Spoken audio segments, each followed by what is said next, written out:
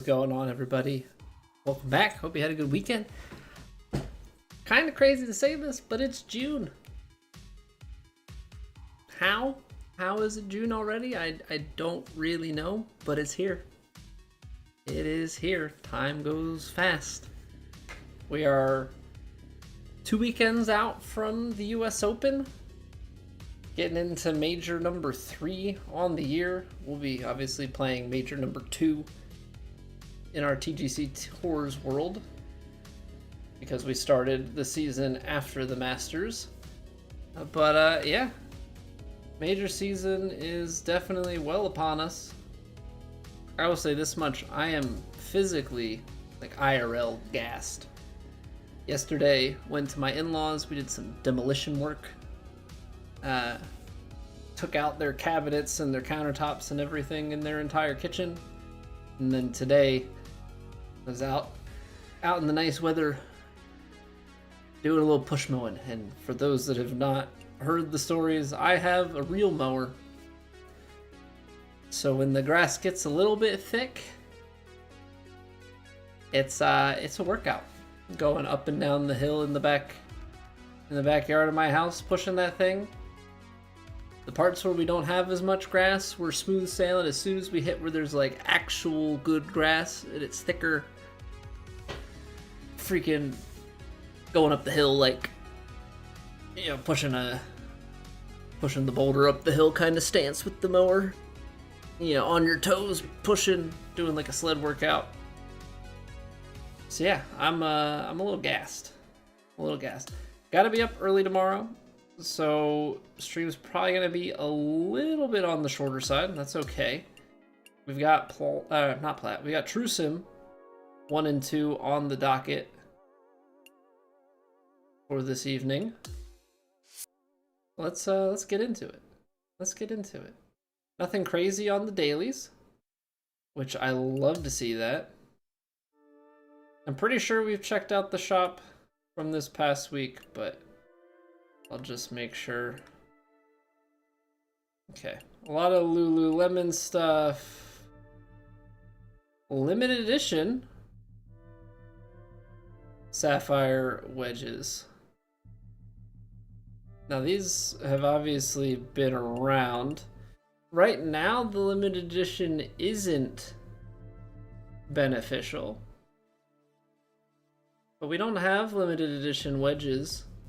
We're gonna get some soon with the gold wedges. But honestly, I might just buy these because we've got plenty of VC. I might buy it just to have it. Thinking I might buy it just to have it. Just in case they come to their senses and say, you know, actually limited edition clubs should be better than the regular clubs. Also, this is like stuff for the collection, right? I would imagine that we still have wedges to collect.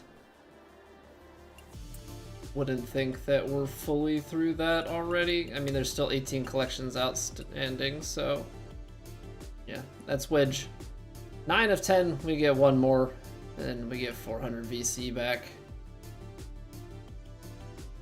Well, you just get a bunch of fittings. It's a really weird thing to me. The fittings, a lot of times are like a higher tier, as if they value them highly in the game, but they're only worth 75 individually, and they hand them out like candy, you know, in quests and all of that. So it's a little bit of a weird balance, in my opinion.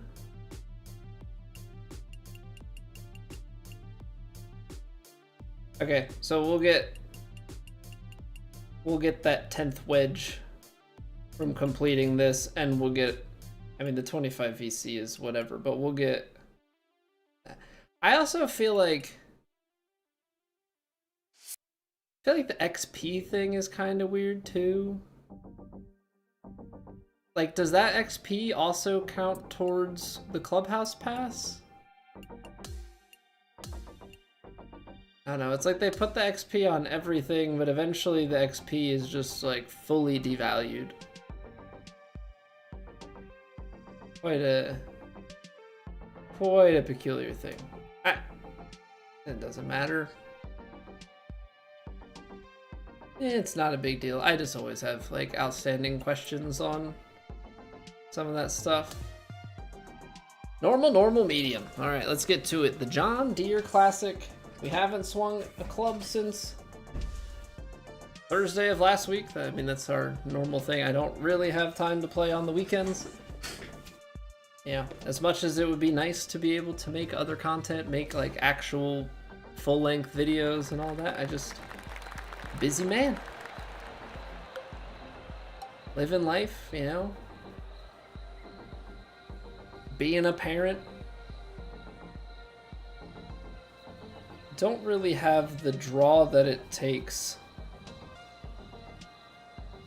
I can put myself in the rough over here and then have to pitch it up, which I'm actually like not fully opposed to. It's bold to go for a power drive though, after having not played. So we'll... fine. We'll start like a reasonable person. We'll play a fade. Well, maybe we could have gone for the power drive.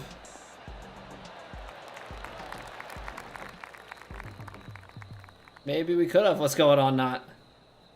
How's it going, dude? Was much night rain consumed this past weekend?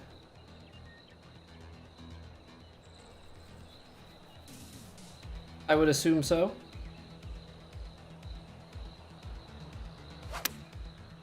Okay.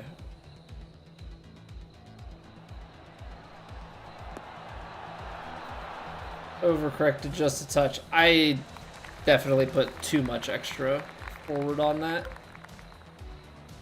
Alright, well, I'm always one to putt it from here, because there is not nearly as much punishment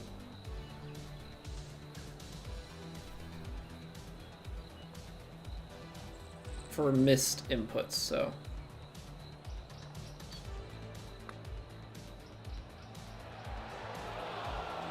I mean, that was really about thinking that those first grids were gonna snap.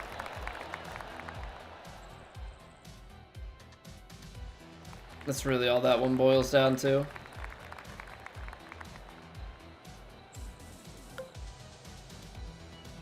But yeah, I mean, initially here it seems like the night rain feedback is mostly positive.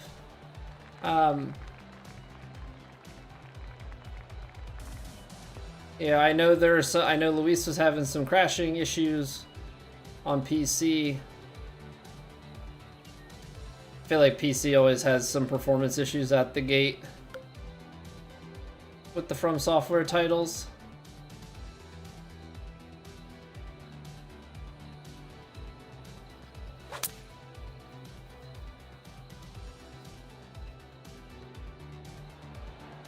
There's always a little bit of issue at the gate with that, and like, I guess there was some stuff that I was seeing about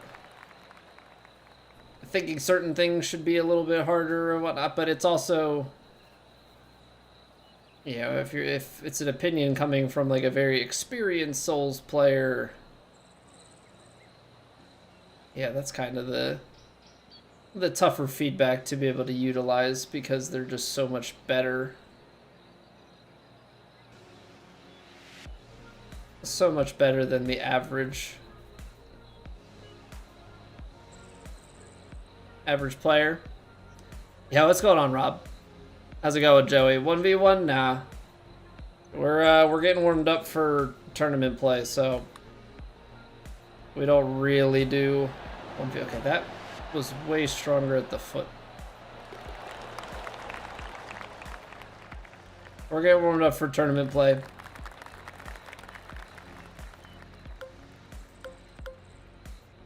So people are more than welcome to join in like an hour, 45 minutes to an hour. We'll be we'll play like the ranked tours daily master, but yeah, people can join in for that, but we're not doing 1v1s. Update came out today, made single player much better. Get a free revive on the 3 nighttime bosses and increase the runes. Matchmaking performance at the lock on. Okay. I mean, I'm sure there'll be a bunch here in the start, or at least I would expect there to be. Oh, we are... We're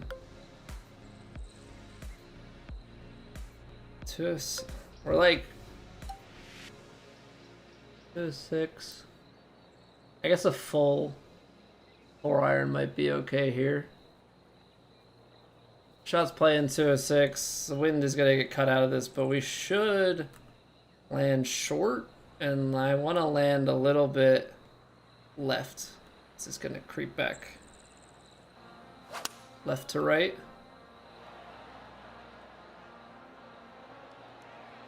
I wasn't expecting the elevation to take out that much of the wind. But it did curl over. I mean, that's what we wanted it to do. That's what we wanted it to do. Just a little bit off the mark there. Alright, so since the one before broke quite a bit, I'm going to actually throw this one outside a little bit more. 53%. So a little past the foot. There we go. Nice. It's a good adjustment on the fly. Understanding how we misread the earlier putt.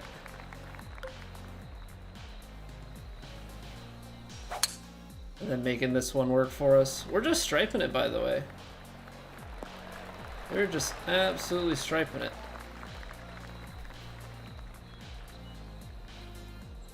Alright, a little bit windy.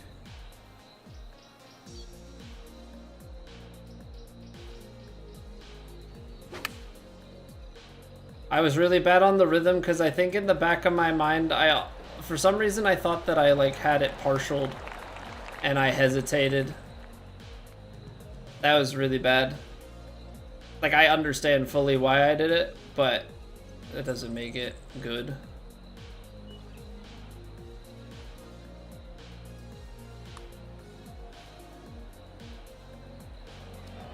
A little more pace. That's probably still low, but definitely would have been a little closer. Team achievements at least does seem like that's the third. Haven't made it past the first Night Lord yet.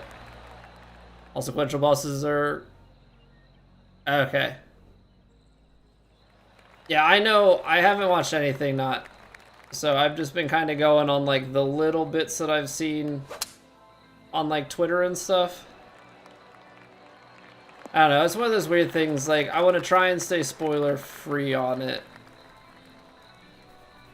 You know, for the most part. It's just awkward because I don't know when I'm actually going to play it, but I would like to play it at some point.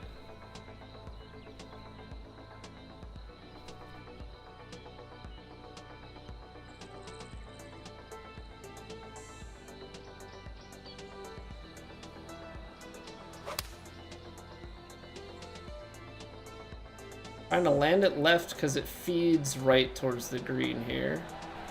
And by towards the green, I mean towards the hole. I know how to use words. I know how to use words. Got your tour card yesterday? Get in there, Rob. Congratulations. Now, you know, as much of a grind as it is to get a tour card, you know, it's kind of like a now the grind begins kind of situation, too.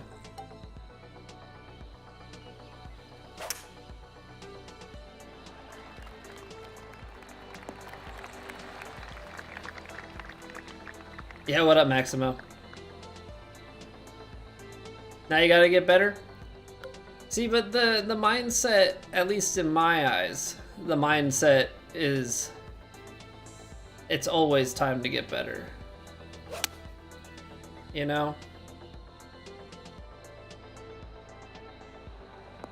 135? What happened there? I am a club short. I mismathed something, or I accidentally clubbed something down. That was funky.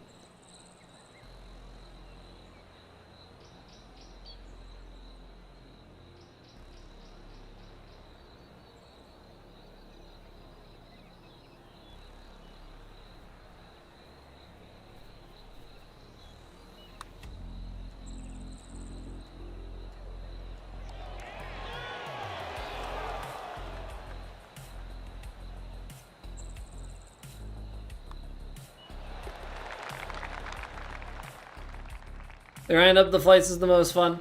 Yeah, unfortunately, I haven't had the grind up the flights fun since I got on the tours in 2K21. I spent 9 weeks going from CCA to Plat.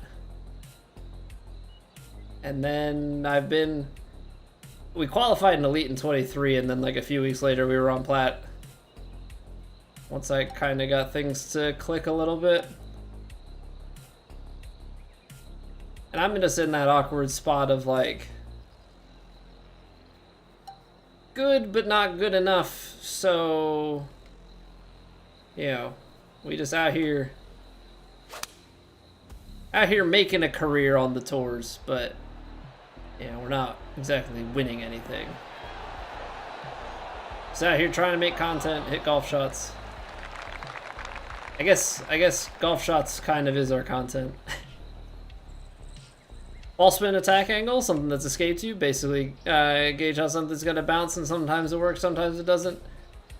Well, I will say in this game, loft is more powerful for spin than right stick. Right stick affects it a little bit, more of a distance control thing. Left is more about your distance and how spinny and soft things land. So take that tip. Do with it what you will.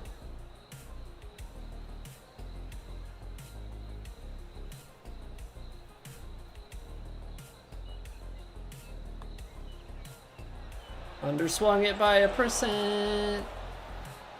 Would have been in the cup. Dag nabbit. Dag nabbit. I do wonder, what if I took, like, I don't know if it would actually affect anything, but what if I changed my extra putt rhythm? Like, did instead of the 6 putt rhythm and put it on putt weight and just took the +5 hit? Because I feel like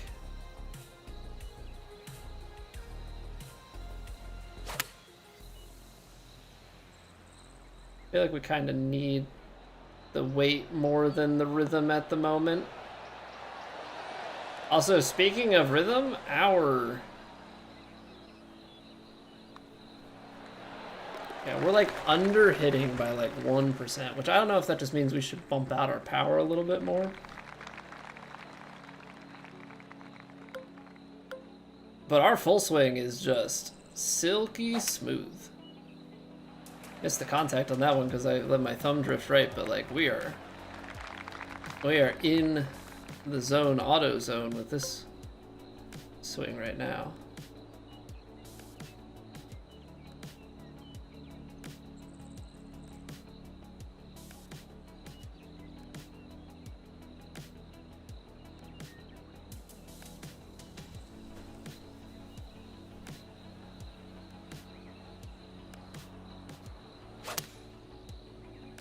Hold it. I was like, man, I didn't think I shaped it that much. See Saquon's on the Madden cover? I did not. And hopefully the Madden curse does not hit him. I saw a post from the Eagles that I guess he's the first Eagles player to ever have a 99 rating in Madden. Kind of crazy. But I also feel like in more recent years they've started to give the 99 out more. I feel like for a while they didn't. Now they're like, we're gonna have a few key players that are like 99s.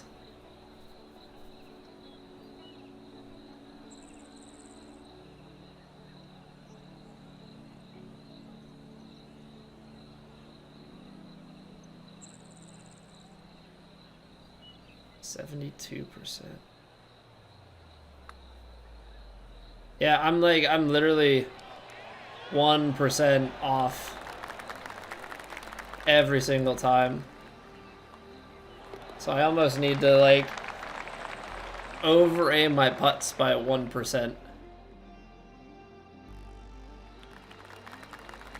If I hit it, then I'm a little bit past the hole. Obviously, the concern is always, yeah, overpowering it.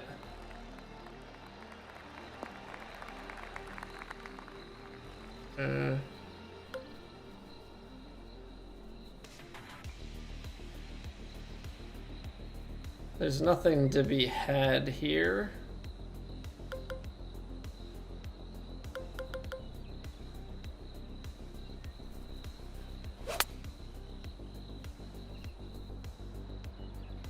Swing is smooth, I'm just missing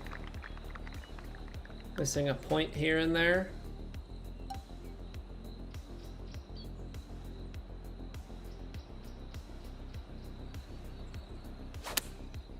There we go. It's more like it.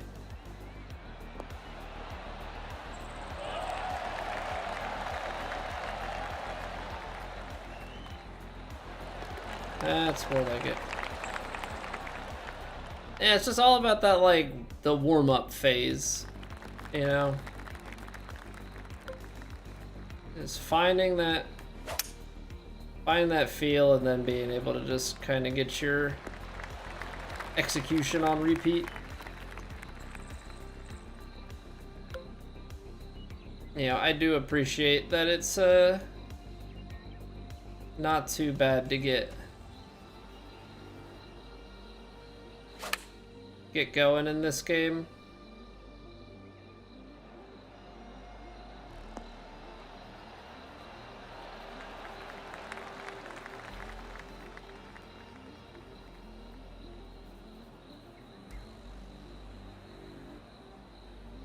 We'll go 63.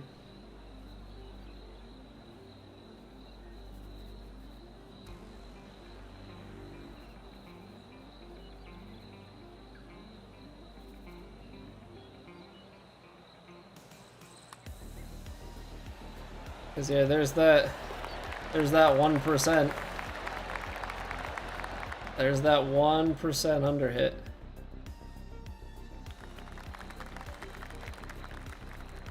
So maybe some of the putting stuff is just understanding like how your perception is and how your rounding is relative to your, because like I did mess with something. I had a little bit of time the other day.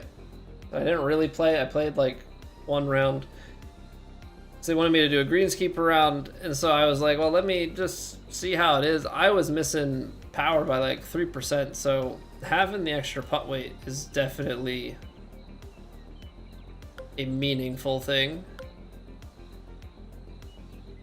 100%. I'm not getting 17 yards of bounce and roll out if I hit a 6 iron. If I do this, it's 207. I mean, that's too far.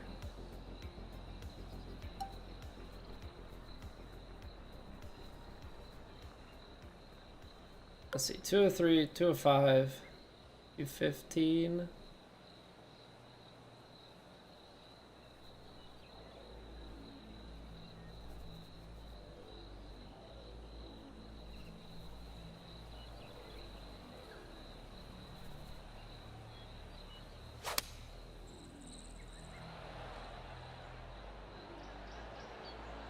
Tracking.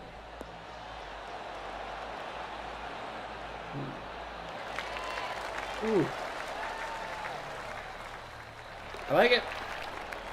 I like it, I like it, I like it.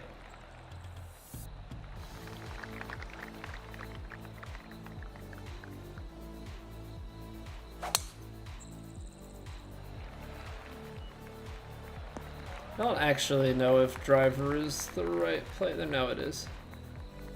Sometimes it's hard for me to gauge, like, off the tee, am I gonna be in a good spot?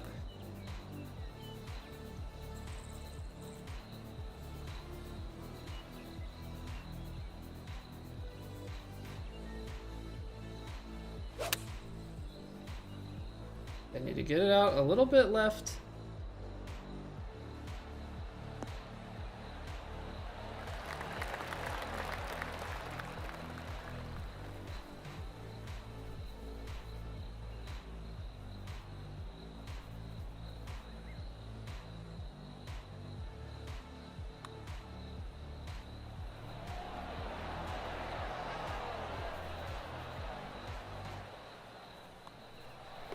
In my head, if I hit it straight, it wasn't gonna move.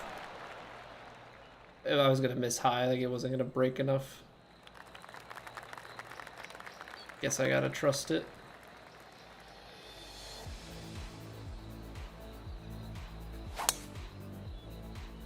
Alright. Pure. Bit too pure. Okay, well, I guess first test of our short game.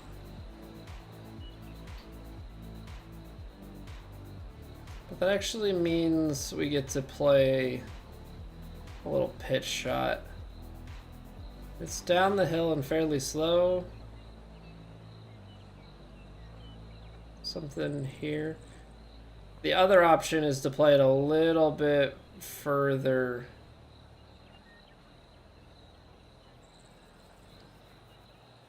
Let's try and play it over that little ridge so that it doesn't have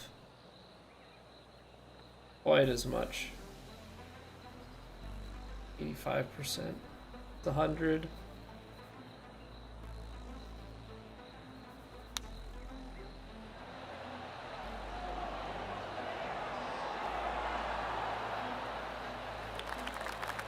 That's still gets some roll. It still gets some roll.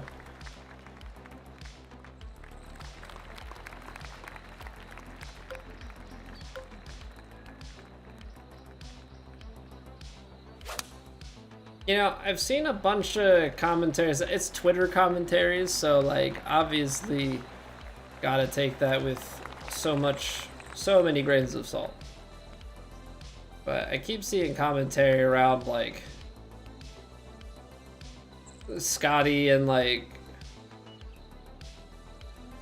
you know, obviously you have the comparisons to like Tiger's run, and obviously I think that's probably the nearest comparison that you can draw.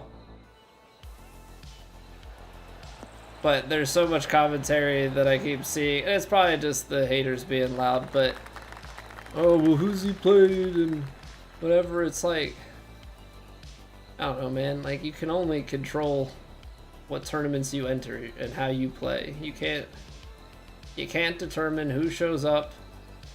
Obviously, there's the live guys, but like, there's only really a few of them, I feel like, to be consistently thought about. I don't know. Are my blinders on because I like Scotty? Probably. But I also think some people just like to hate on him.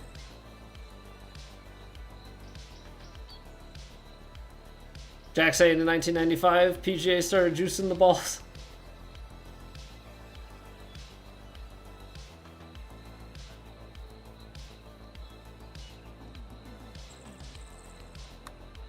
Well, I mean, the thing is, that's not like a, you know, oh, it's better or worse. You know, it changes, it affects the courses, right? But like, if everybody is using the same stuff, then, yeah, I feel like at least with that part, it's not so much about like, well, it was such an advantage for Tiger or something having Yeah, when he came in, then to have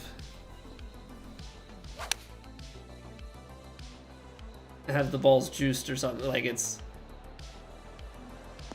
everybody's playing with it. It's level playing in that regard, but the courses have to then change. So I mean, at least to me, those are two separate things.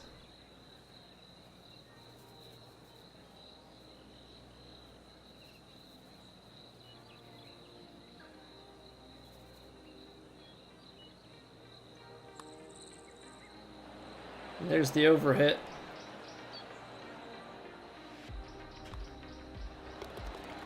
There's the overhit.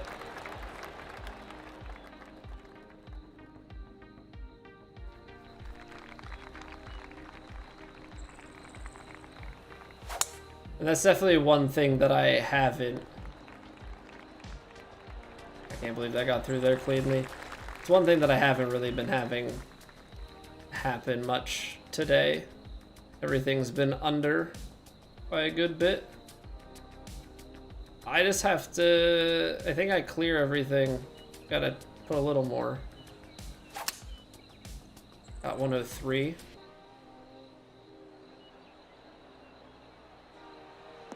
One 3 sounds good to me. I think 103 was a good call.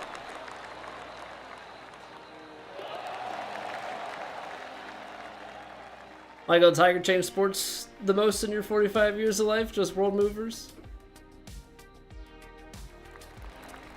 Yeah, I mean, absolutely did.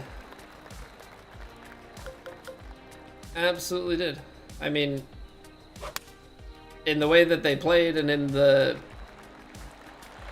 you know, the amount of draw that they had, like, it was just must-watch sports.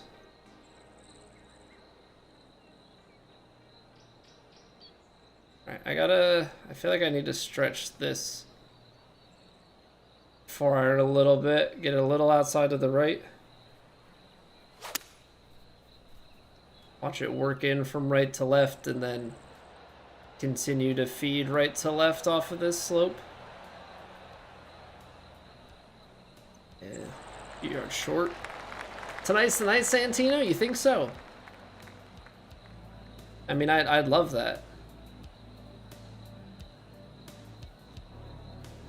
I'd absolutely love for it to be the night.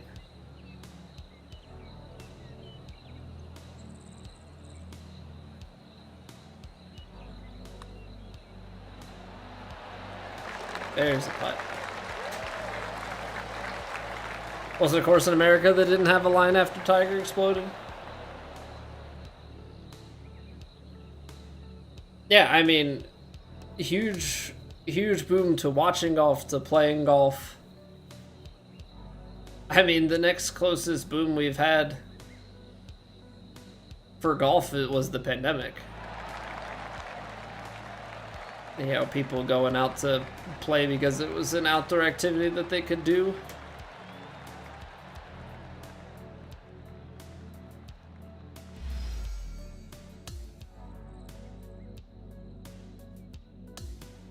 Alright, that is one dub in the book. Alright, so we'll play one more career mode here. And then we'll hop into the Daily Master. Already 5 years ago, I know. And at that, we're already in June of 2025. You know, so it's not just like it's over 5 years since all that started.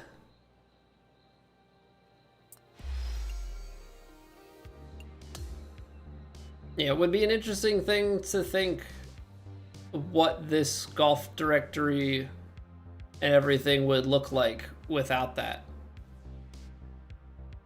You know?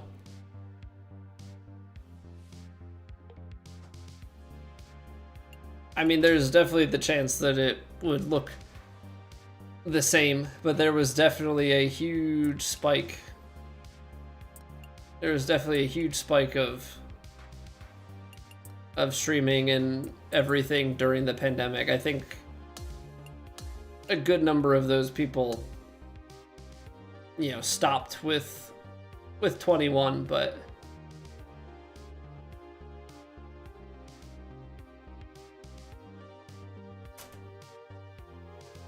always an interesting thing.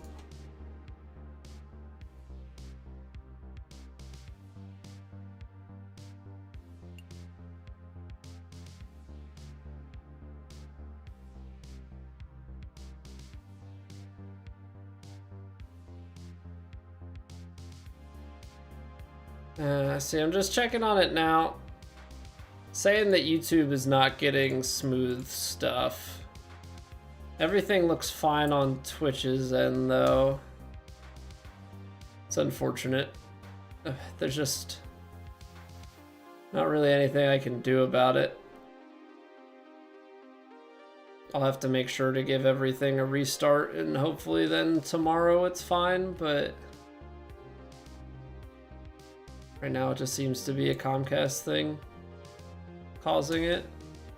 So unless Twitch starts to drop a bunch of stuff, then I think we just kind of have to rock and roll with it as is, which always pains me greatly. Always pains me greatly. Most fun you ever had online? Yeah, so for me, like, that time in 2K21 was like the closest thing that I have had on Twitch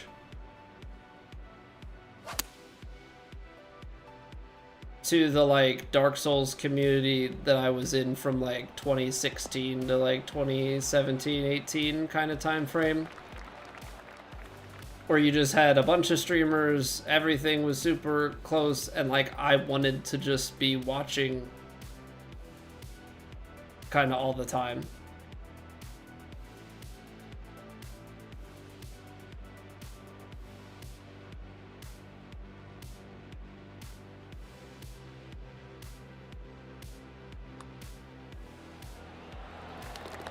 You know? And don't get me wrong, it's still extended, but there was just such a growth with that, and like the streams that you had. I feel like now there's a good number of the same players, but there's a lot of people who have left. There's a lot of people who just don't stream anymore.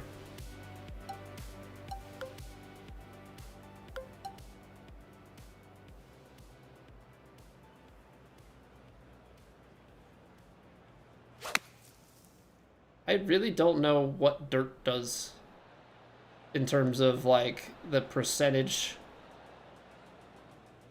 Yeah, we're kind of in between. Like, I think if I take a full 8,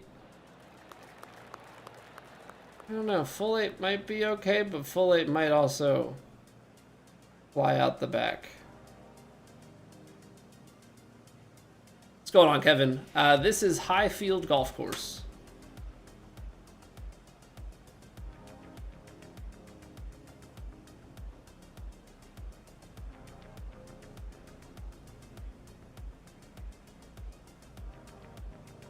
%. You gotta really whack this one. 79, that's so bad. Although I didn't do my normal pull back to feel what 100% it, because I think my visual, oh yeah, I went high 70s instead of high 80s.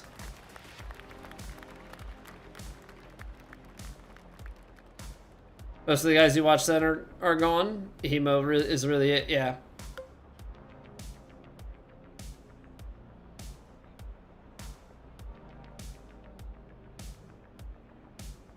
And he's on in like the prime hours of like he's definitely just always been on the most too.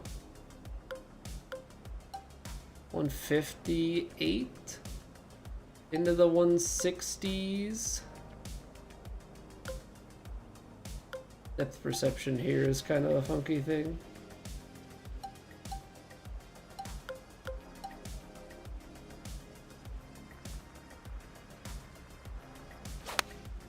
I closed it. I just needed to make sure that I had 100% swing on it so that we cleared.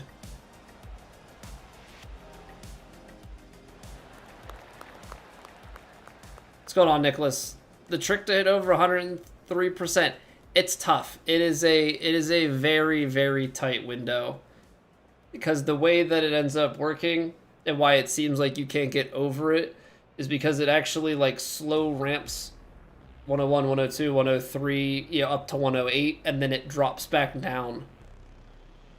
Yeah, so it like does a quick spike. It starts coming back down to 101, and then if you like hold it all the way to the end, it's like 96% or something like that. So yeah, it's like a huge spike and then collapse. I would say take some time to practice and see if you can like find a visual cue. I try and like look, it's like to get the 107 to 108, which I like never managed to get it right, but I end up looking for like the knee to dip, and it's like right as your character's knee dips and you get like one more little kind of tweak back. That's kind of the point, but it's such a tight window. It's such a tight window. I pretty much max out at 103. Sometimes I'll get some 102s in there. I very, very rarely pull a 107, 108 out. So try and, you know, look at the, you know, go to the practice range or something, right? Have the shot set up feedback on, put it in like practice swing, and just like do it over and over again and see if you can pick up on some sort of visual on the meter with your character's timing, you know, your character's animation rather, and like see if anything kind of clicks for you. Because at the end of the day, it's all getting yourself to feel a timing. So it's definitely not easy though. It's definitely not easy.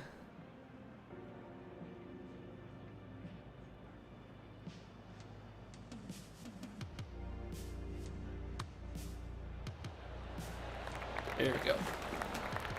There we go. Oh, really, Rob?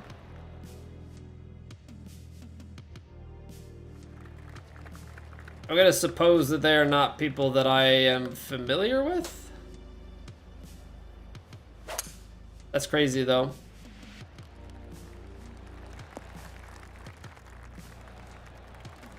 Obviously, stuff that you never want to hear.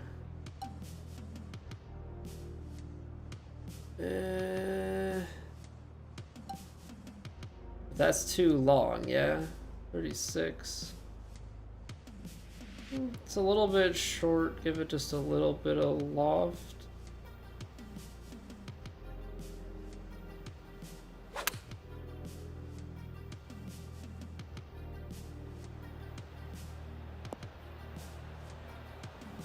Okay, I didn't need to give it the loft. We were actually A-okay.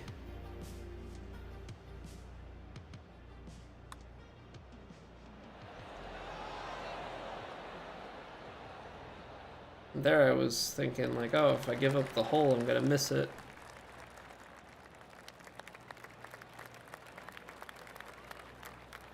Hey, the Gigliotis, how are you doing?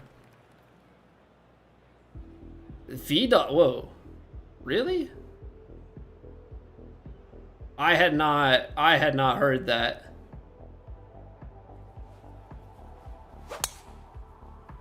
I always knew that he like cared for his mom and stuff.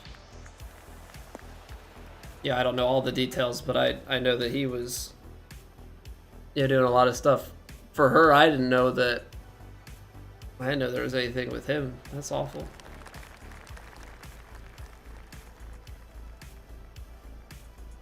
Yeah, man, life's crazy. Life is Absolutely crazy. You don't know. You don't know what's coming next.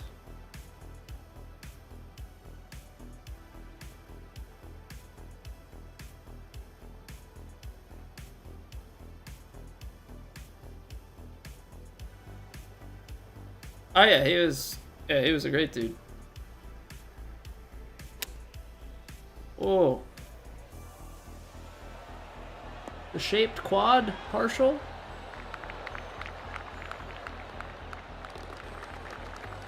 No, and I remember when I came into the golf community, because like 2K21 was my first golf game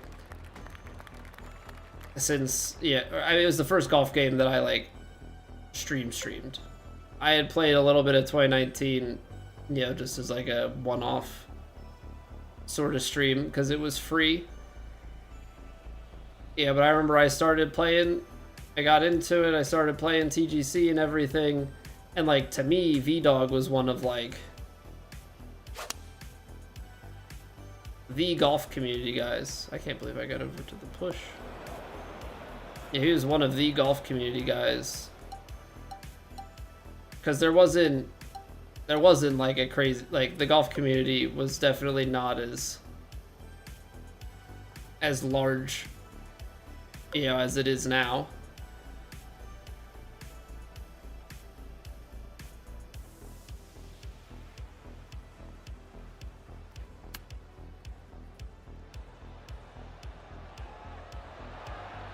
Yeah, I think the landscape has changed immensely, but like at the time, you know, VDog to me was one of like the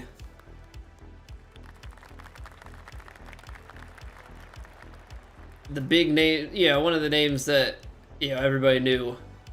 And so I remember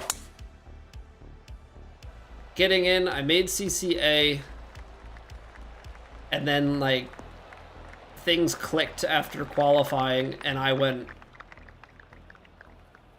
3 weeks. Yeah, I won a tournament in CCA, but like 3 weeks to get out of CCA, 3 weeks in Kinetic, 3 weeks in Elite, and then I was in Plat. And I remember like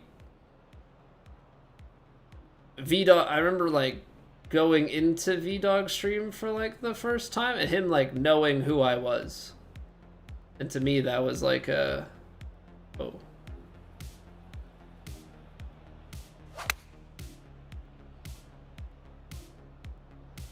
Yeah, like why does he know who I am? But like also a really cool and like welcoming thing, you know? To be a new guy and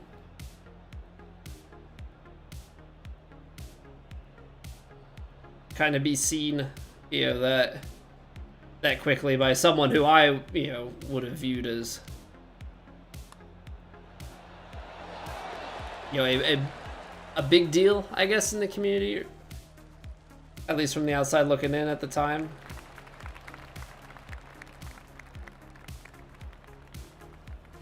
I mean, I know he did a bunch of editing work for, and that's probably why Zane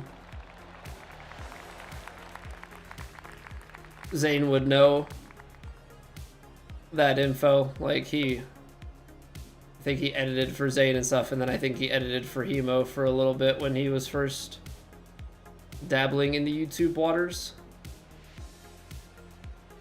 What's going on, Kara? So actually, it was a wonderful person. So when did that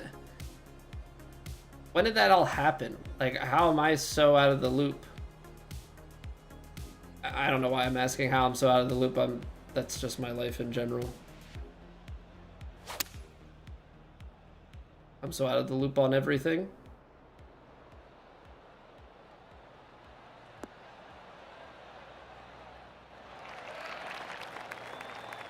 Just got posted in a few places, not everywhere. Okay. So I'm just not in the places. Basically what it comes down to. Got it. Roger, Roger.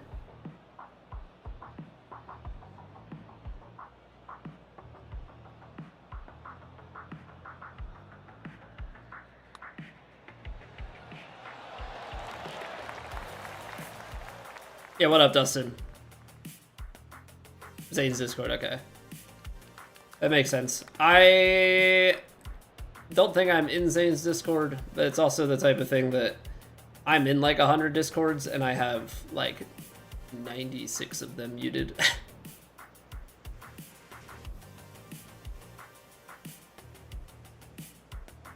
I used to join Discord. I'm very slow to join Discords these days.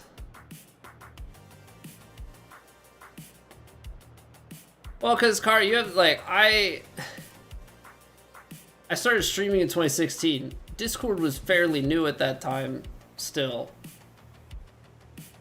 I mean, not like the newest, but, like, at the time, not everybody streamed. So, like, you know, people had Discords, and, like, you join people's Discords. Now everyone and their mother streams. Everyone and their mother has a Discord. And I've, like, realized that, like, I cannot participate at the rate that, like, I have a life. Is basically what it comes down to. I have a life. I can only Discord so much. How did I... Got too far left on it. I can only Discord so much before my wife is annoyed with me, so...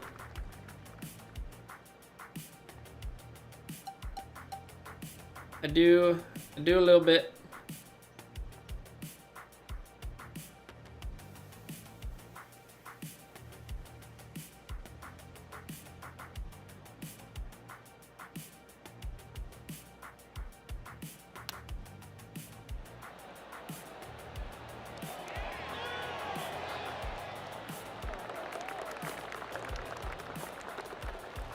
Would have been nice. Your interests are varied as well. Well, like, yeah, it's one of those things, like, when you get into a community, I feel like, I guess it's one of those things that kind of all boils down to the way that you consume Twitch, right? There are some people who just kind of stick to the biggest streams, and, like, you can join their Discord, but, like, I don't know, you get into it that way, and then you just, like, watch that one big or, like, a couple big streamers who, like, are on all the time. Or, what was that?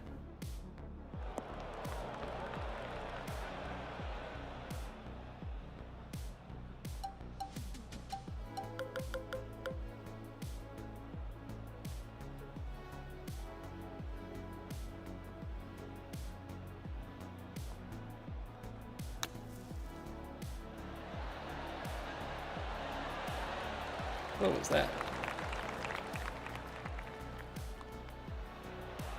Or you get into communities like this where there are a lot of streamers that are smaller and connected, and then you just,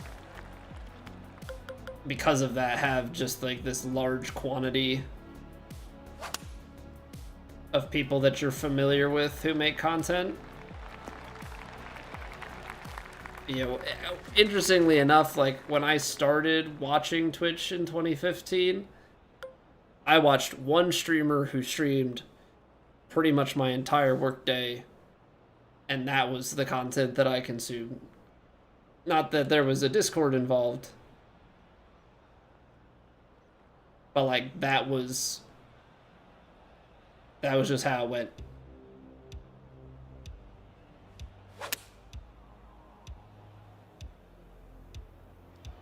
You know, and then fast forward a year, I got into a different game. That game had some bigger streamers, but also had a lot of smaller streamers, and they were all kind of tied together. Streaming during work? No, Mad Golfer.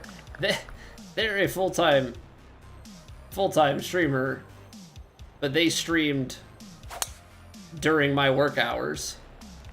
So I was watching while I worked because I'm a software developer, so I just always have a stream or music or a YouTube video or something going as kind of background noise, you know, and then I'll interact with it a little bit here and there to give myself a little mental break.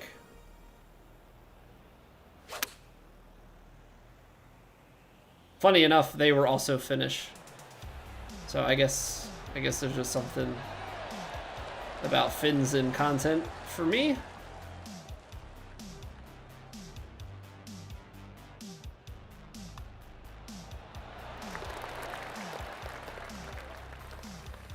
What you meant, watching while working? Yeah, I mean, I get my work done. It's just I can't just sit and, I mean, yeah, you could argue that, like, just listening to the music and stuff, but I need something that I can tune in and out of, like tune out as background noise and then tune into from time to time. Otherwise, I don't know, my brain doesn't work the way I want it to. And there's a bit of, you know, it's a combination of probably ADHD and discipline. You know, it's definitely a balance to be had. There's definitely a balance to be had.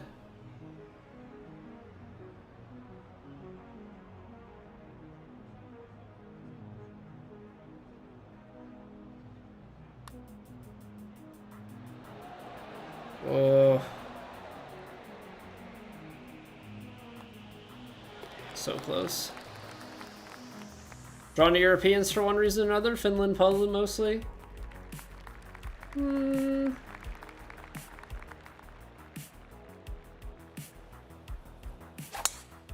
I think for me, the two Finnish thing is just coincidental. I think it's just coincidental.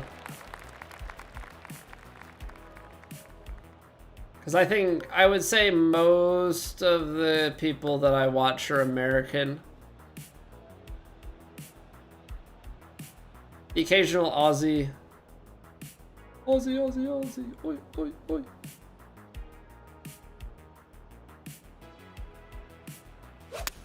Try and put some juice on this 6.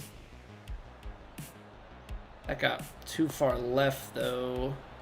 I think some juice was the play. I feel like that was good distance-wise. And we're right back up the hill.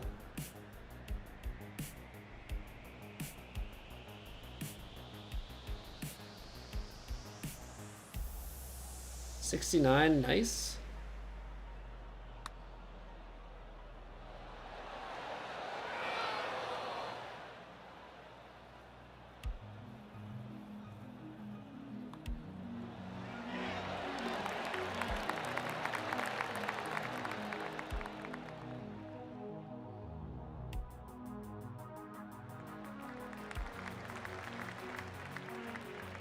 Been missing by a...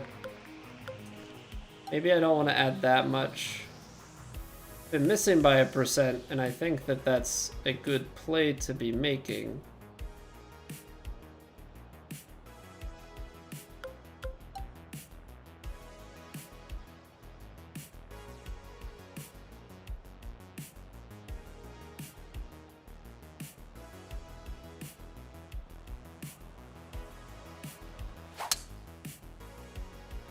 Push is definitely better than a pull here.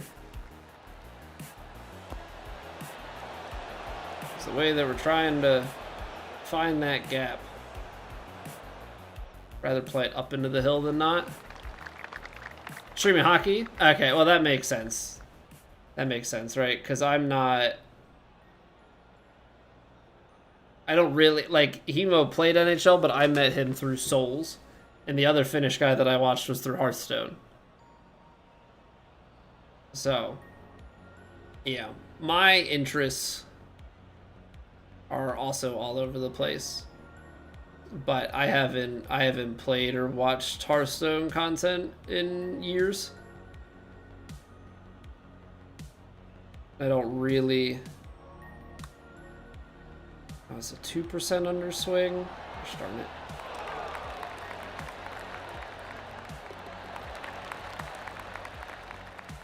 Yeah, I played Elden Ring, I played the DLC and stuff. I'll tune into some of the guys that I know from back then, but I also don't like to have things spoiled, so like the new Night Rain Elden Ring game and stuff that came out, like I have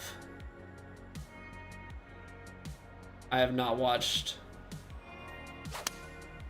anything with that.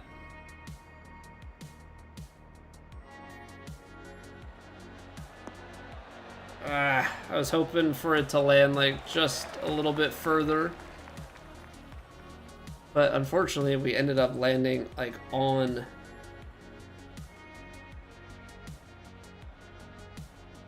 that hill. Kind of killed our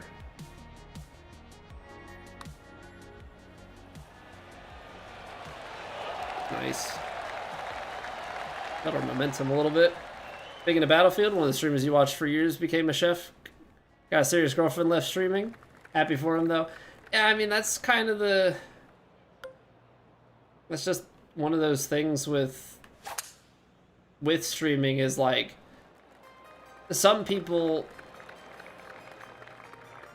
Yeah, everybody's kind of got different reasons for why they stream, right? Different things that make them tick. You know, I've kind of always started as like the, well, I'm gonna play games anyway, so I may as well stream them now. Streaming has definitely influenced what I play and how I play games. You know, some people get into streaming because they think there's money involved and they're just gonna make money and, you know, be a full-time content creator, and that doesn't pan out.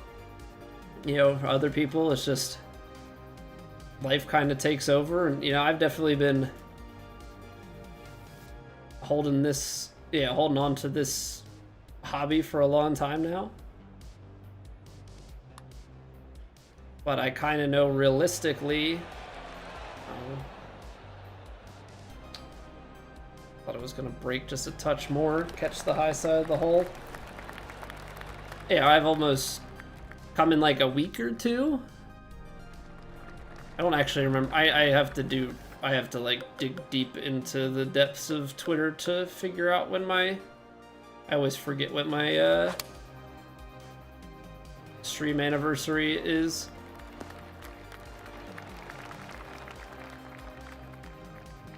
But, you know, I've been almost streaming for 9 years now. But I am very, very aware that, you know, I have a kid and stuff now. You know, it's crazy how much of my life has happened as far as like major milestones and everything since I've started streaming. Graduated college, got engaged, gotten married, had a kid, bought a house, moved, bought another house. You know, like, there is so much stuff that has transpired. I know that, like, the having a kid part is definitely going to have a big influence on my life, and when we have more kids and stuff, like, I'm probably going to just end up having to stream less and less over time. It's my favorite game, Bradley. I would say I can't. It's my favorite sports game. Favorite game is probably the Dark Souls, like Soulsborne games. Dark Souls 3, Elden Ring. Those games have the soft spot in my heart. Stay-at-home dad for 15 years. Yeah, I work from home. My wife stays home with our son. So I get to consume a lot. Still, I mean, I was consuming Twitch in the office at my last job. I think it's actually blocked in the office at this job. But I work from home, so I can watch it. It's just the content creation side of things. Like, we already can pretty much just do streams and shorts. You know, making full-length videos is, like, every once in a while when I squeeze time away. And it's like, you know, you grind stuff out a bunch. Turns out you want to spend time with your wife sometimes when you've got free time. go to bed early. You know, sometimes I'm in the mood and I want to stay up late and not, you know, not snuggle my wife. Stay up and record a video or something, but you know, we do what we can, but I definitely know that time is gonna run out on us at some point, or at least look differently in the future.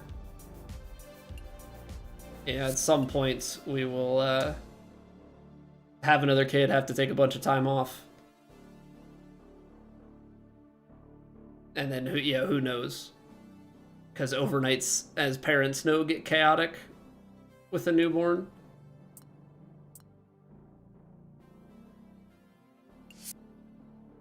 You know, and if I'm streaming at night and I'm still having to work, like, that's a risky balance. What up, Bryce? 3 kids in? Join the club, wouldn't trade it for anything? Yeah, no, that's the thing. That's the thing of it all, is like, you know, yes, I enjoy this, but you know, there's definitely more meaningful things in life than streaming. You know, and I mean, obviously I don't think there's enough in it with golf alone, but there's definitely just, I don't think enough in it for me in the grand scheme of things to, like, I don't think I'm ever going to get big enough on Twitch that I would quit my day job to do this. Because I let's be real, I'd have to make an exorbitant amount of money. Right now, gonna be candid, we're making like $3 a day on YouTube. I mean, Twitch is probably kind of in a similar, we don't make a lot of money. For the 16 hours a week that we put in, our ROI is very low. But that's why you don't do it for the money. Do it for fun. The money's a nice little thing to go with it, but it is what it is. It is what it is. All right, so we're gonna roll a quick break. When we come back, Daily Master 2K ranked tours. I'm gonna put the room code into the chats. Anybody is welcome to join in. This is an O, not a 0. But anyone is welcome to join. We're gonna play through this, and then we're gonna hop into our TGC Tours True Sim rounds for the week. 1 week to go until it is time for our US Open, so a little tune-up. But appreciate y'all being here. If you are enjoying, drop a follow, drop a sub on the YouTube, drop a like on the stream. That always helps. Man, that's kind of for you guys. And like we were talking about earlier, we have a Discord. So, you know, if you aren't already in like 100 of them, and you're like, hey, maybe I'll actually want to know when this guy has changes to his stream schedule, you know, or when he goes live, you can join it. But no pressure. All right, so I'll see you all in 3 minutes. Let's load up this lobby. Hopefully somebody wants to play with me. If not, that's fine. But I'll see you in a few. BRB.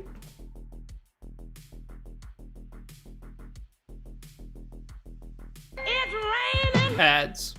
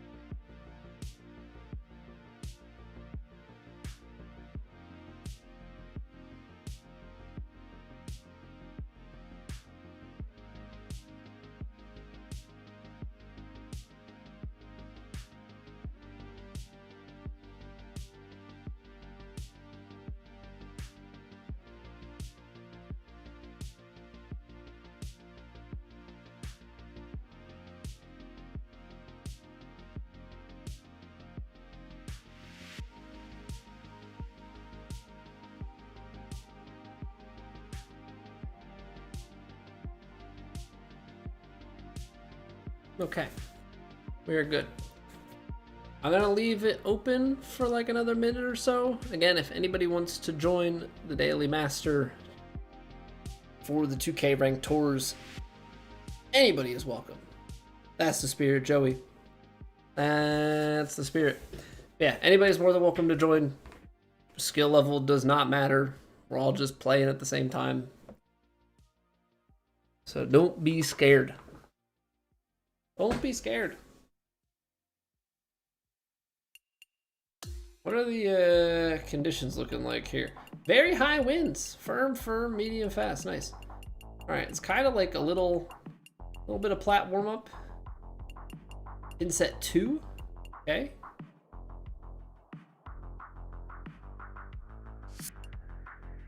Yeah, Huntington Sound. Very high winds.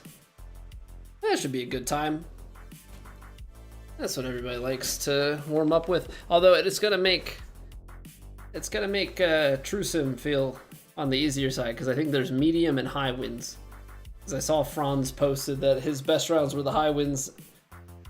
He was shooting like low double digits on the high wind rounds, and he shot like 5 under on the medium wind rounds, which is kind of funny. Hey, what's going on, Arkin? Welcome back. All right, Joey, let's rock and let's roll. Good luck. Good luck, good luck, good luck. Don't know this, I master. The only thing, well, I mean, I guess there's probably some differences in the like assists not being there, but as far as the swing itself goes, it's the same swing. It's just when you miss more. So I think that's the thing that scares a lot of people about like Master and Legend swing, is like as if it's going to be harder to hit the points, but it's actually not harder to hit the points. It's just more punishing on the misses. It's the win. I guess they probably do higher win stuff on Master than they do for Pro.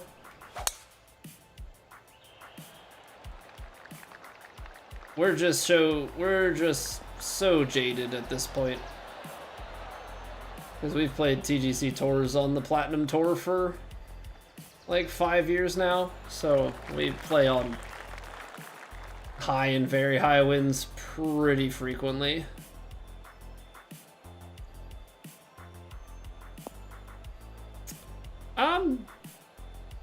So yeah, this is gonna break. Thanks, Captain Obvious. Play the fall line. Get it out here. Turning.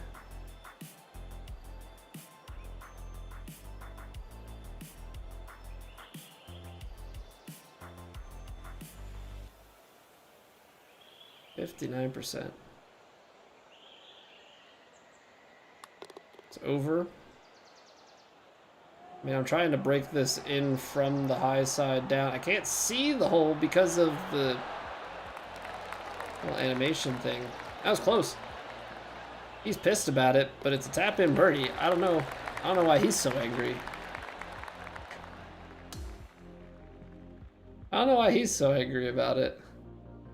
It's a really good putt. He just couldn't see where the hole was, because this whole apparatus was in the way. All the shot setup feedback, those are the words I'm looking for. I'm actually wondering, am I going to be driving this down too close because of the wind? I feel like I am. Actually, no. Actually, no. That's good. That's good. I put a little bit of loft on it. Not really too much I can do, though.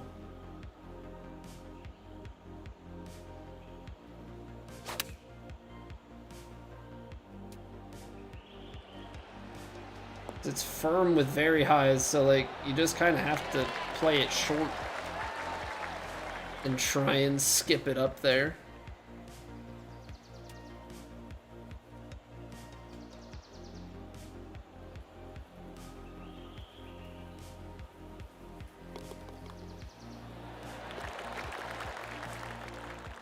Yeah, what up, Fly Guy? Weekend was good. Weekend was good. We did some demolition work at my in-laws yesterday. So I got to rip out their entire kitchen. Yeah, take out all the cabinets.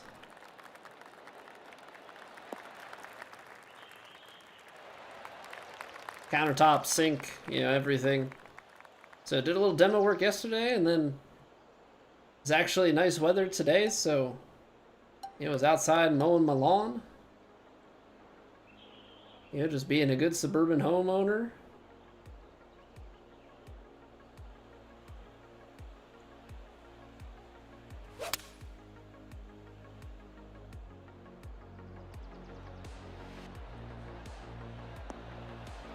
But tell you what, I'm a bit gassed between the two. A lot of physical exertion.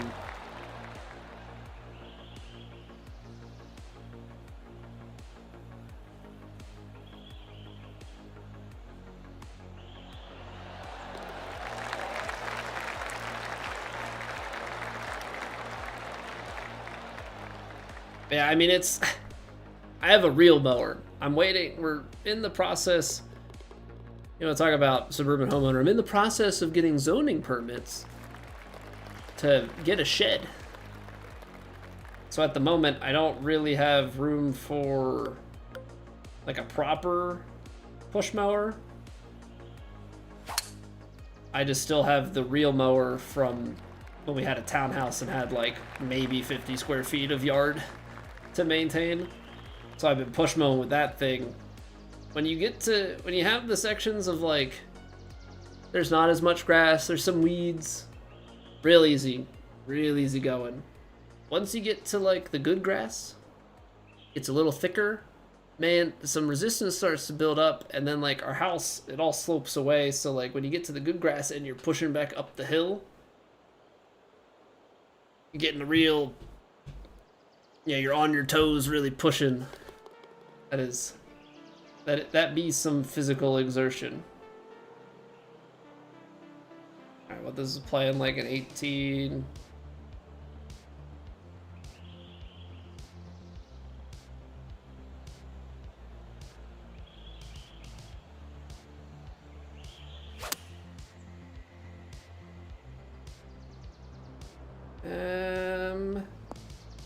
Bad math.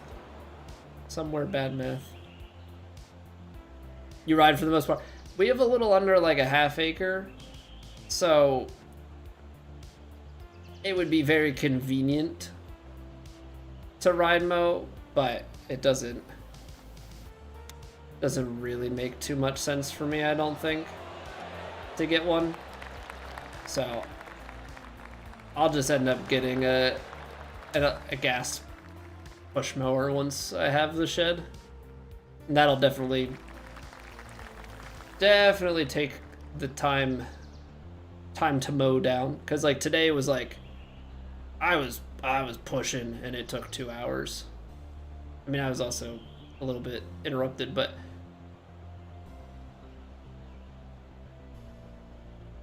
definitely not the most efficient.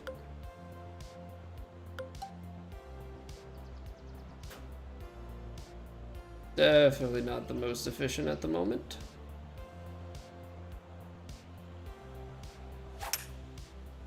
This might be long.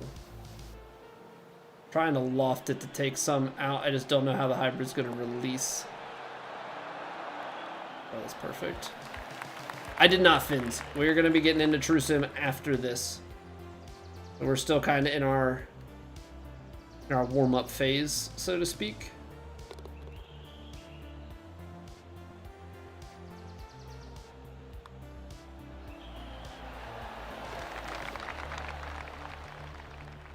Two, in the bottom by the river is grass. You have it, but don't technically own the land. The state does. Yeah, it's funny. Since I'm like the new homeowner, right? Like we moved in November. It's funny because like I mow, so we have empty lots next to us. They're not state owned, but they're like, they just haven't been built on yet. So the builder owns them. Waiting for people to buy the lots and everything.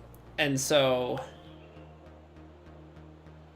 our neighbors behind us mow beyond their property line and like mow it out a little bit further.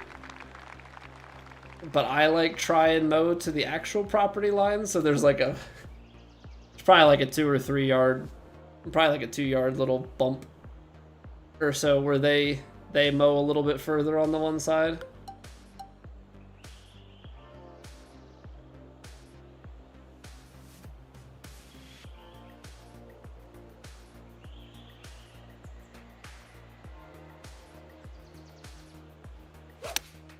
Oh, I left it open. That's not a good miss. Closed would have been way better.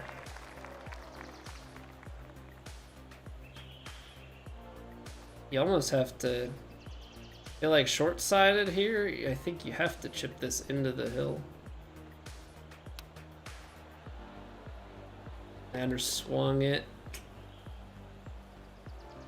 Yeah, what up, Russell? How we doing today?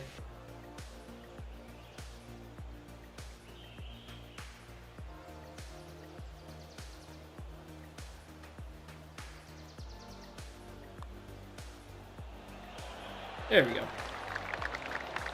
There we go.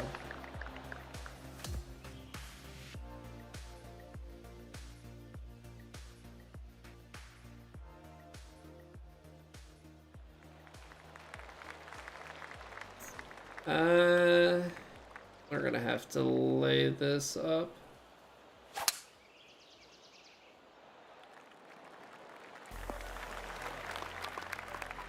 Might be a little tight. 86 yards.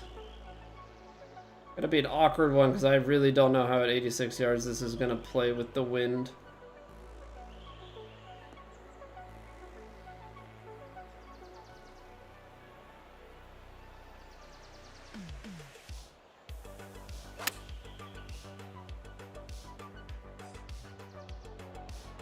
It was a pretty good guess, though. It was a pretty good guess. Hey, what's going on, Vandy? How'd I do? How we doing, Hunter? Hoping I'd be live tonight? Well, you're in luck. I don't know why I said it like that, but yeah, here we are.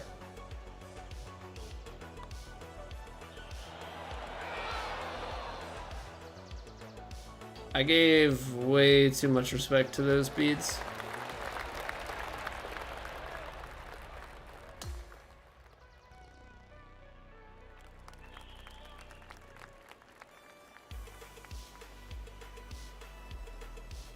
Good job, Knucklehead. Good job.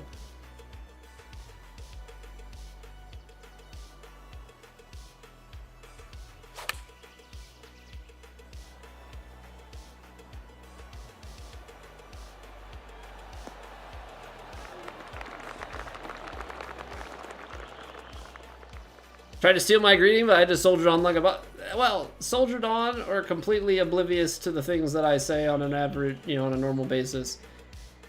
Yeah, pick your poison. What up, Mike?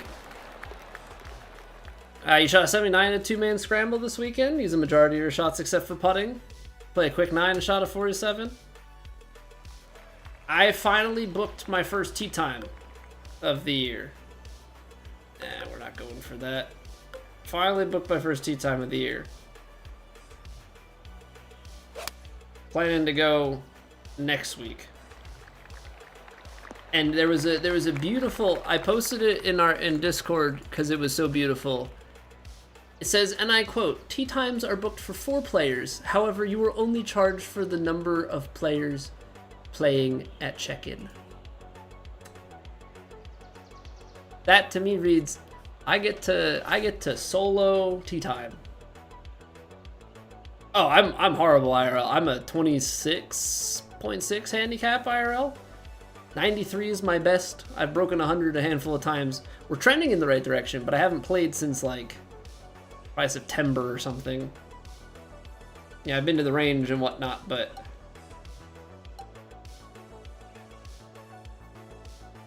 Yeah, I'm not good.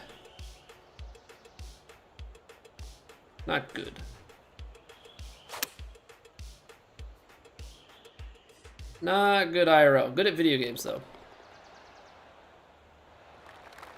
Fairly new to the channel, Mike. Love watching it. Love to hear that. How much wind will affect the ball if it's just the arrow pointing in the direction? So the blue meter, if you have the wind number on, you'll see the correlation. That blue meter moves as the wind changes. And so for me, I've just kind of found visual reference points. So like for me, this wind, because when I look at it like this, it's touching the tip, that's 15 miles an hour. And so like I've kind of learned like where the blue fill is at different amounts. And it's just, yeah, from there lots of repetition and experience. How far to adjust like left to right, that's more of a feel thing for me. I have some like loose kind of guidelines that I try and follow for getting me in the right area, but that's more feel. But as far as distance control with the wind, that's the big thing.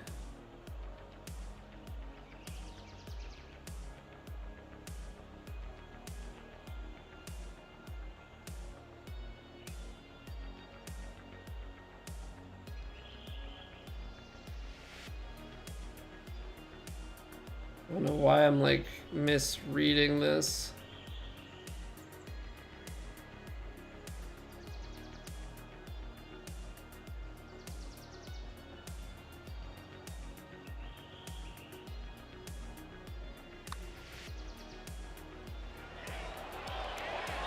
Ow! All that just to miss it a hair low. You suck. I guess the meme that's been that I've seen people using lately is Woe's name is Nick Lowe. So people are, whenever they miss stuff, it's they miss it a Nick Lowe. Pretty funny. Bogey golf is good, right? But I'm trending towards bogey golf, but I'm definitely still closer to double bogey golf. But we're getting there. I also don't have a lot of time in it. You know, I try and get to the range here and there. Like we're gonna try and go to the range Wednesday, but you know, in the 4 years since I bought clubs, I've played like maybe 30 rounds, which is not a lot. So, working with what we got. I enjoy it. I just don't get to do it as much as I would like, which I think is the case for literally anybody that golfs. Except for like the old folks that are retired and just play golf every day. Then they probably play as much golf as they want, but you know, young adult with a wife and kids, you're not playing. You're not playing golf anywhere near as much as you want to.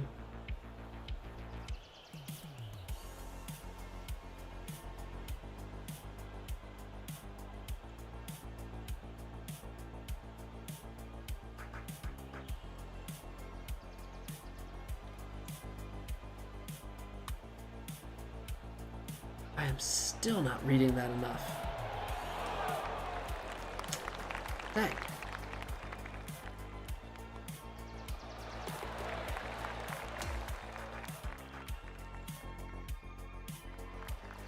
Some of those are just playing a little bit more. Oh, this is awkward. This is so awkward. Because if I landed on the green, it's just the length that we have. The 6-iron, yeah, that's bouncing and going. So, like, do you land a 7 short? Oh, boy. Try and, like, cut a 7 into... I think I played this too short. I'm, like, trying to firm bounce my way and, like, just barely bleed onto the green. No, I think I actually just didn't play it right enough. I think that was great distance control. Like this game compared to EA's, John? I like this way better. And I know that this game has a lot of mechanics from EA. I just think they've done stuff a lot better. EA's big knock for me is the randomness. Like, that's, to me, that's just no bueno. Having all of your shots just kind of be up to chance. Like, at least with this game, it's... when it says perfect swing, like, that's just, I know there that, you know, I hit it a touch hard on the power, but other than that, like, it was probably just a bad read. EA's didn't really have that for putting. I know that's a bad example, but like on the full swing, the circles of uncertainty, to me, were just very, very annoying. It says perfect, and it's like, well, sucks. You're still just going to be in the rough because you can't control it. Any golf YouTubers? Not really. Not really, no. I mean, the golf YouTube content that I consume is typically like the like educational golf tutorial stuff. For better or for worse, mind you. For better or for worse. But like, as to actually like watching, I guess, amateur golfers play golf, I do not.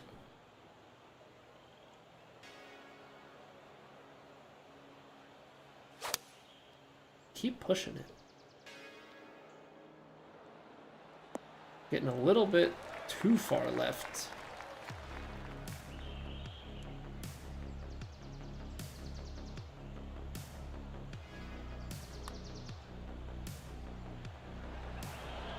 And I just suck at putting. No ifs, ands, or buts. I just suck at putting. I've heard of a lot of them, so I've heard of Bob Does Sports. But yeah, I don't know what it is. And it's not that I've like watched their content and I'm like, I don't like this. It's just I've never even like tried. I pushed it again.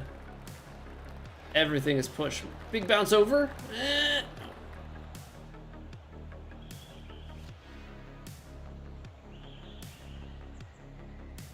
I cannot reach.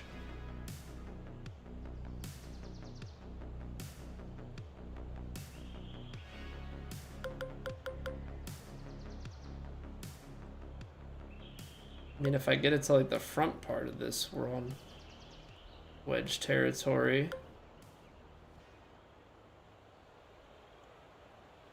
All right, less left. There we go. Perfect distance. Hey, thank you, Nick. Appreciate that. Playing like online tournaments, so that's what, yeah, we play in 2 big tournaments every week. So we play in what's called the TGC Tours, which has like a few thousand people who play it every week. You're divided into flights based on like a qualifier and stuff, and then over the weeks, your tournament performance can move you up or down. Their whole world ranking system and everything. So we play in 2 tournaments in that every week. One of them is True Sim, which is kind of a side tour that we play on. Has no grids, no scout cam. That's what we're going to be playing in just a little bit. And then we also play on the highest division, or in the highest of the 15 flights.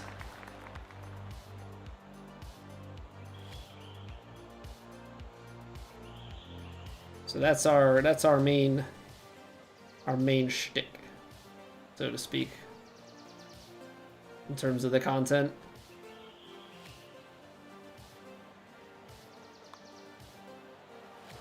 There we go. Highest place in the tourney. We've finished second in True Sim the past 2 weeks. I choked the major, unfortunately.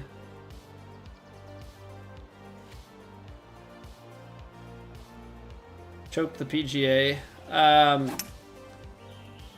Our best finish of Plat this season so far has been 6th? 5th or 6th?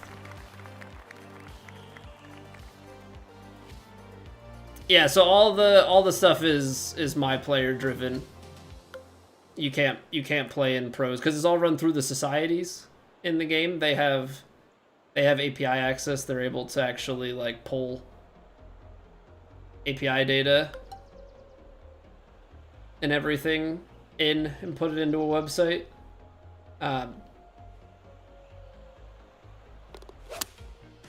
There we go.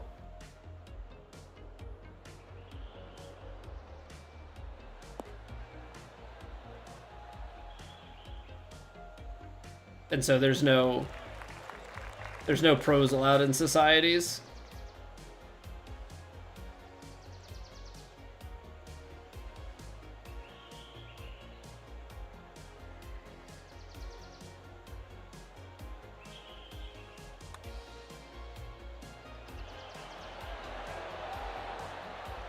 $1% off. Oh my word. Hole-in-ones in this game? I have 5 hole-in-ones right now. We got 5 hole-in-ones, 2 albatrosses, and 12 eagle hole-outs that are like not greenside bunker, you know, or like chip-in type things, like full shot hole-outs.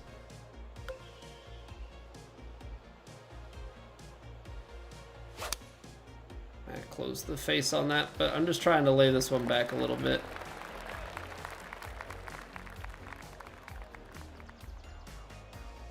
And we've been close. We've been close on many occasions to hitting more.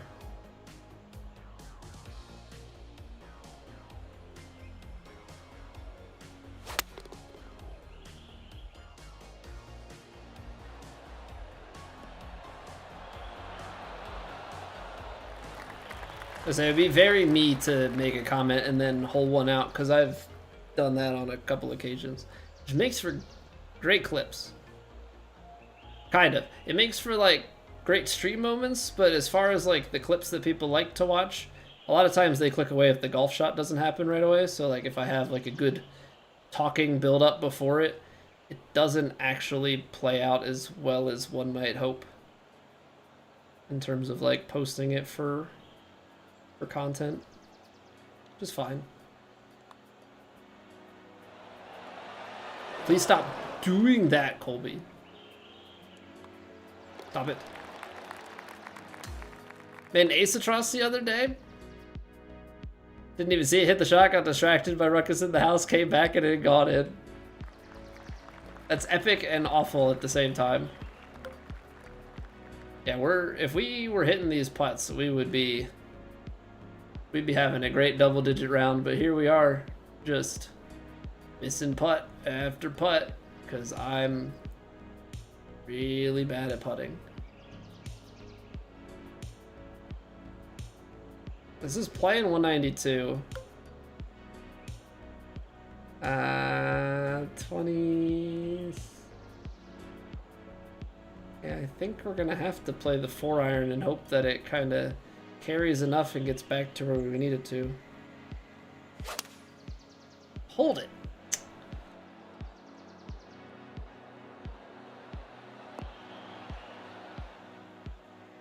Wow. Well, that sucks. It really sucks, huh? Beans.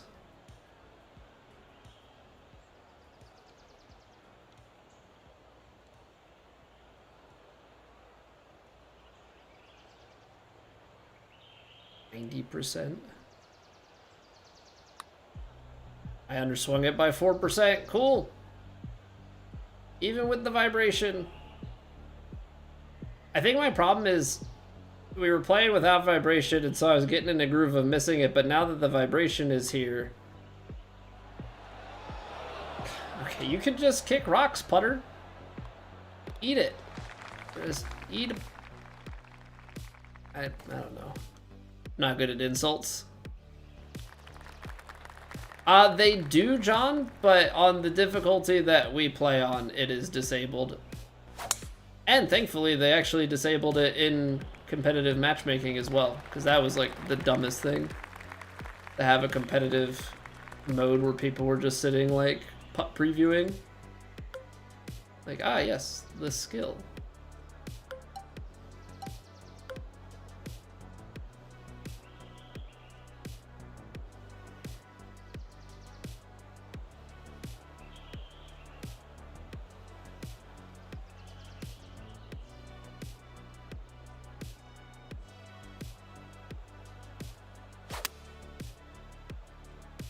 I don't like how that lagged. Not that my input was good, but that was weird. It was really weird.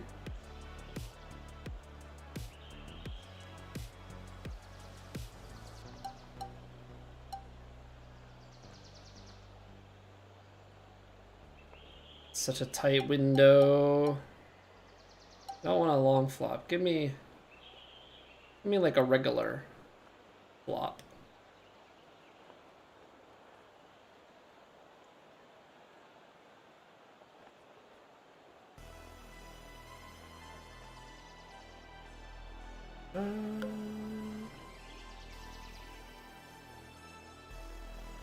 I think the wind's gonna play. That's why I'm doing this.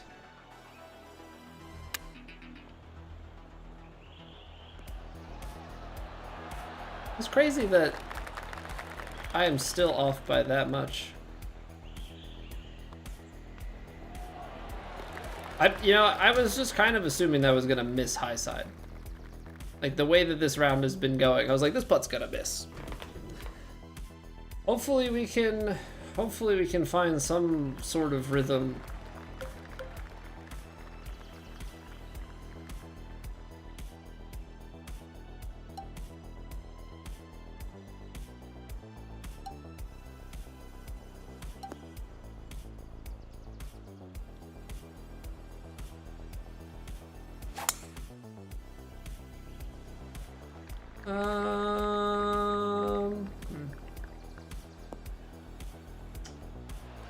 Lucky me.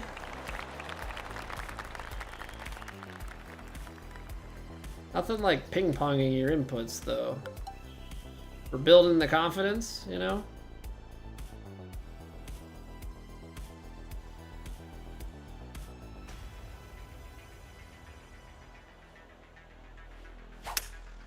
There we go. That's much better.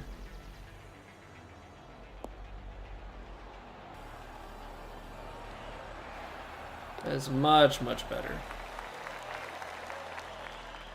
Alright, well this has definitely gotta be up there for one of the worst putting performances that I have had in a minute.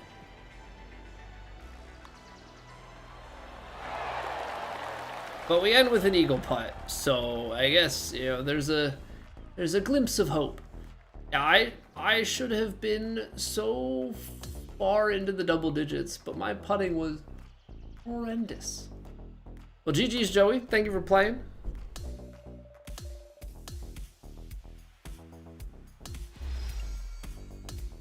Nothing like a master rank daily with some harder, you know, conditions out there to humble you a little bit.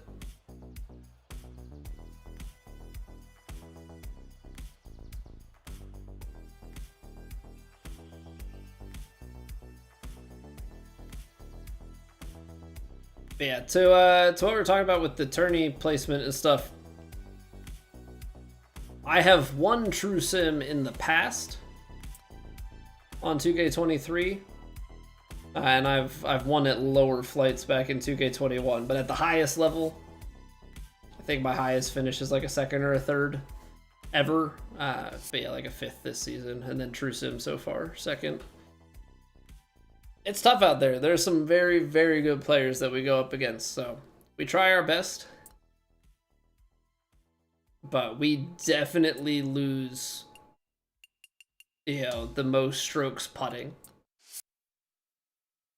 That's just hands down where our biggest downfall is. So I'm trying to work on work on ways to get better. Obviously, try and put the ball closer, but yeah, you can only do so much with that. Yeah, let's see. 50% one putt. Yeah, it felt like it. 20% long. How many long putts did we have?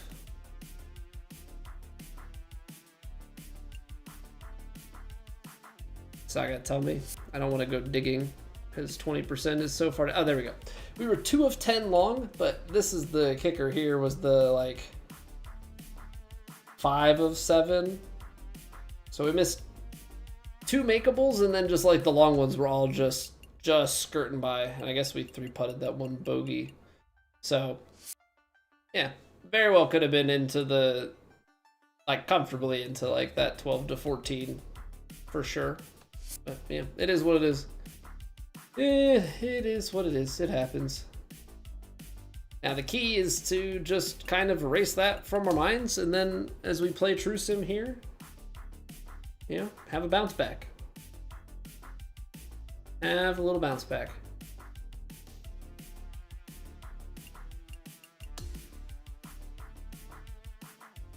Right. So what we are going to do here, yeah, see, like there's, I had that one on count back. I was like 3 back with like 6 to play. Drove the par 4, found a way to make par, and then I found a way to bogey when I like hadn't bogeyed all tournament. So just complete dingus stuff out there. Complete dingus stuff out there last week. But we'll get there. We'll get there. Need to just like not focus on what the scores are and just try and stay in our game, play shot by shot. It's all you can do. Is all you can do.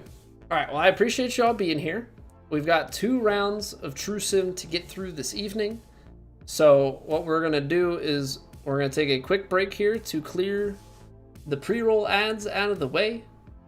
You know, kind of always a pain, but we got to do it. So I don't like anybody missing the content because I don't like missing content myself. So we're on a 2-minute break. Nobody's going to miss anything. Go take a stretch, go to the bathroom, do what you got to do. And then we will reconvene in 2 minutes and hop into round 1 of our True Sim tournament for the week. So thank you for being here. Drop a like, drop a follow, sub, all those good things if you're enjoying. And I'll see you in a few.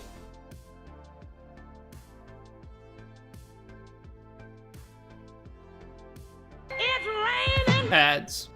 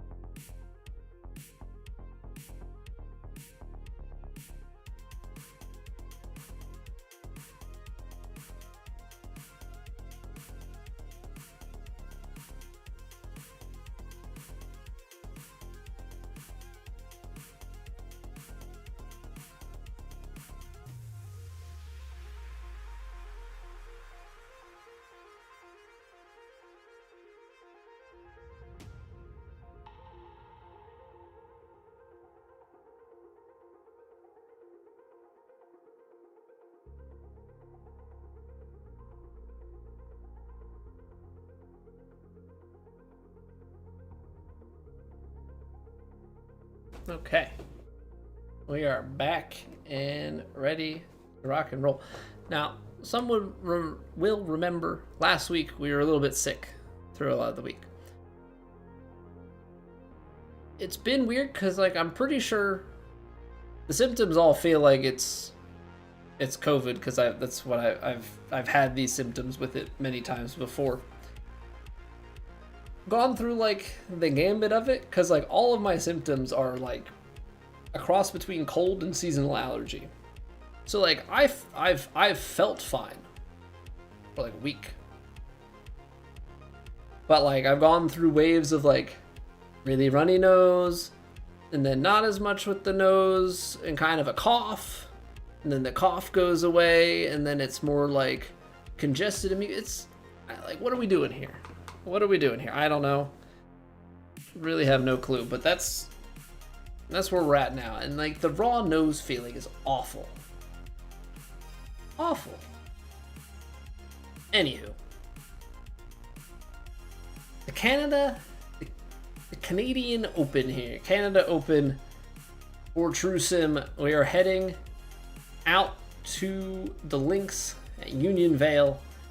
Playing off the tips here for round one. Medium winds out of the northeast, and the greens are going firm, fast. Well, I would say the greens are going firm, fast. The fairways are firm, the greens are firm, the greens are fast. So, wind conditions are tame. Obviously have to account for some bounce and rollout on these shots. Hopefully we can decipher some information from the yardage book as we go to make some of our approaches. This is very much so downhill.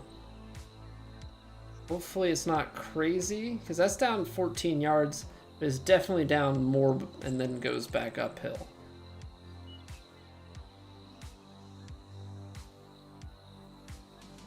I'm gonna choke down my hybrid, I think, here to play it safe. Go just a little bit out to the left.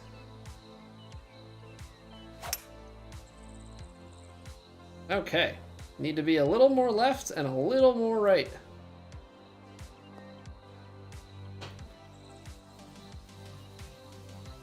Right down next to the yardage post. Okay. This is playing effectively about 150 yards in. We're gonna have a little bit of wind. Front pin, so I probably am okay to be a little long. It's gonna pull left up the hill. Hopefully straighten it back out a little bit. I'm gonna go choke 9. A little more left. A little more right. There we go. That's what we're talking about.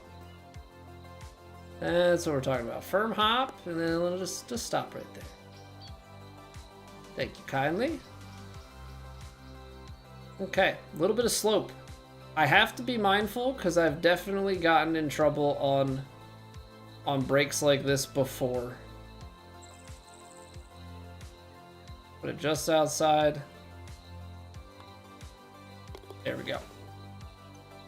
Because I think that's the one thing that killed me at Marion the other week on that round that destroyed me, is like I was, I think, just under reading some of those breaks a little bit too much and maybe being a little bit lax with it, so to speak.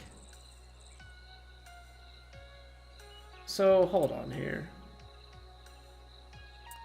If I drive this other green, this other fairway, got a much shorter approach. Now this angle of attack, I can bounce it up the fairway onto the green, though it does look like it kind of feeds off to the right. Whereas here, if I drive this fairway, because this is a video game, I'm gonna do that. Gotta make sure I find the fairway. That's just left of the line. That little fader here.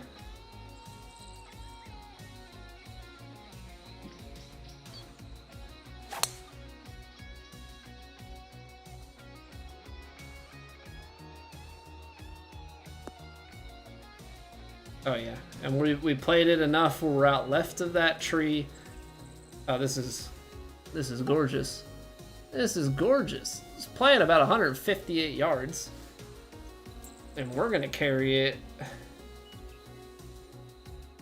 Let's see here. Played about 158, and we can definitely carry it right up about to that point. So let's take a little bit off of it. I'm just kind of going fairly straight at it.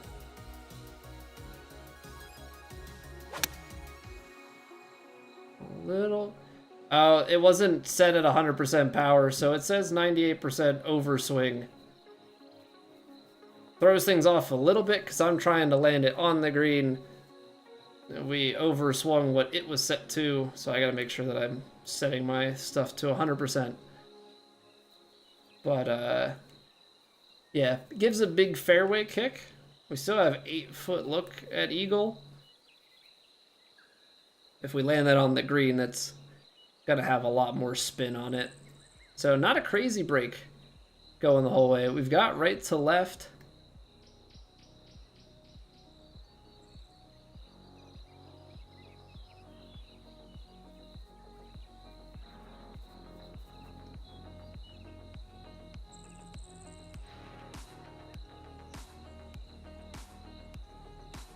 %.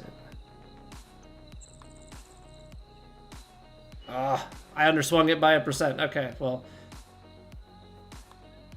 So there you have it. I don't think the read is all that bad. Just a little bit of an underhit, maybe a little bit of an under read.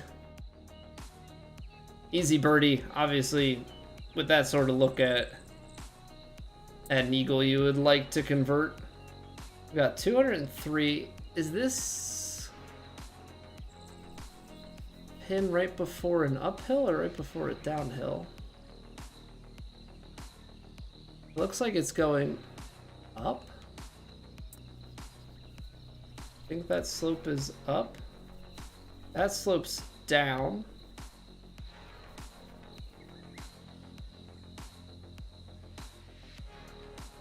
It's a left to right slope, but I can't tell if this is sloping front to back or back to front. I would think at this distance it wouldn't be sloping. I don't know, if we land it back at that like 204, give it 8 yards.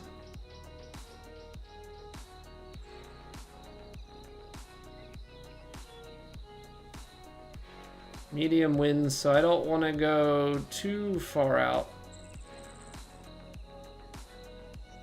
Especially because we know it's left to right, so. The wind is now rotating on me because it took me so long to figure this shot out. Excellent. Excellent. I mean, I could still play a little fade and loft into it, which might actually help us because that would sit it. I feel like the wind is changing again. Well, that push is not going to help anybody.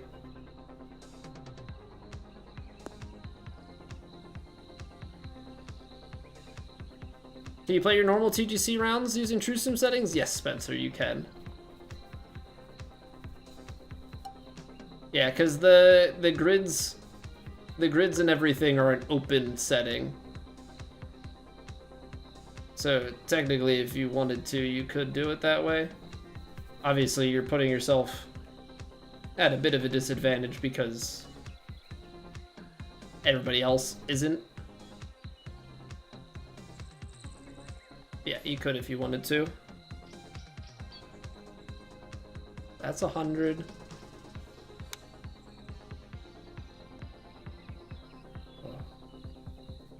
A little bit of a pull, but the distance was good. Okay. Well, the mistake there comes on the tee shot. So what do we have here? Drivable par 4. Our drivable par 4. Slightly downhill. The wind being sideways actually is huge.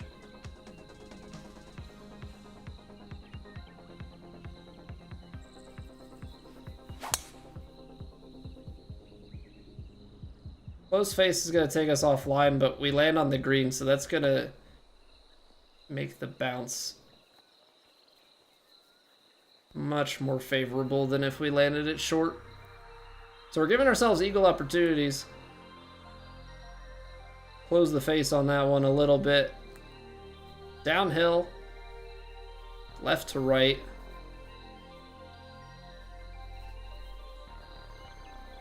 Although that kind of looks right to left at the start. Gosh darn it. Are we getting a double break? I think we are. I think we're getting right to left just in that first little bit, then it kind of flattens out.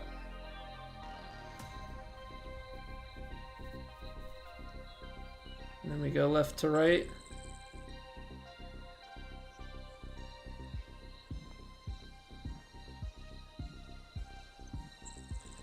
Where's the crossover point?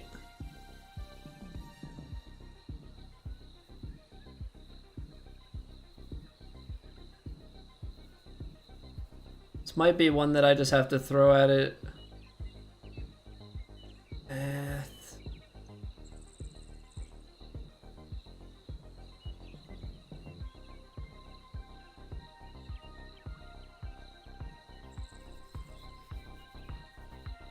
Going just a touch left. I mean,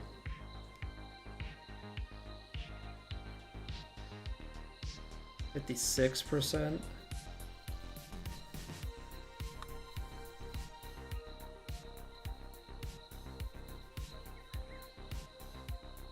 Yeah, I could tell that it snapped.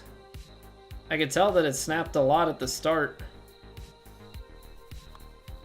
But I know, it felt like it had like a grade back left to right and it just never moved. Yeah, what up, Justin? Plays better in True Sim? Think I place better in True Sim settings than normal TGC? No, and the reason being that in True Sim, like, my scoring is still better on plat, right? Like, my placement might be better on True Sim, but my scoring is still better on plat. Plat has tougher courses, right? Like, it is a much more grueling in terms of like the courses and stuff that we face. True Sim, we play real courses, so the greens and stuff, like, there's still... I tried to hit it over and I hit underswing. Yeah, the real course is like, there's still difficulty to it and there's still precision that needs to be had on things, but it's just not the same as the stuff that we play. I can't tell. I want to go slight left to right.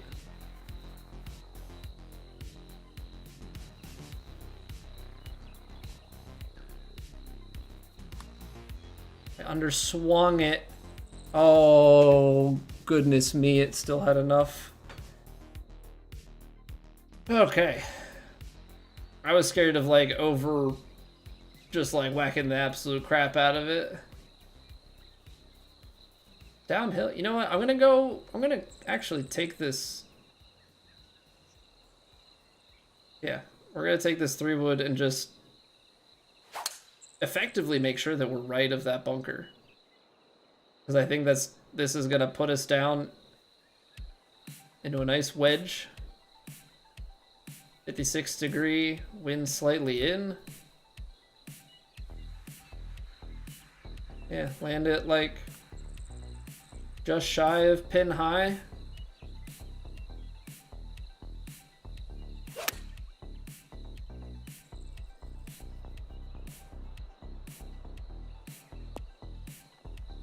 It's maybe the extra % there. that gets us in trouble. Seeing a little left to right in it. Not a lot though. This is where you really gotta commit to just what you think looks right.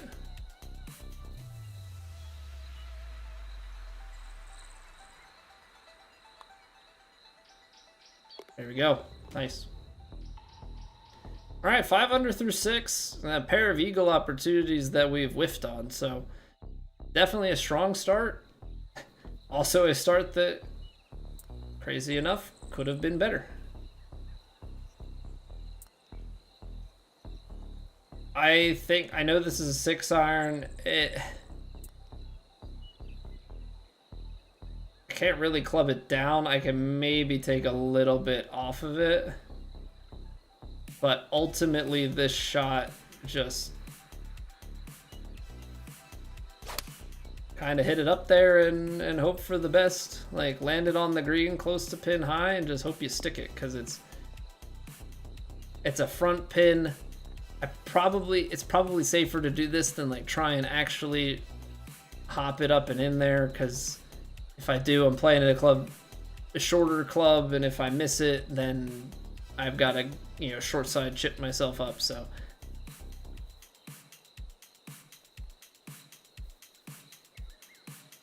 this is what we have to work with. It's not crazy. A little bit downhill, a little bit left to right. It's kind of judging by how the last one went.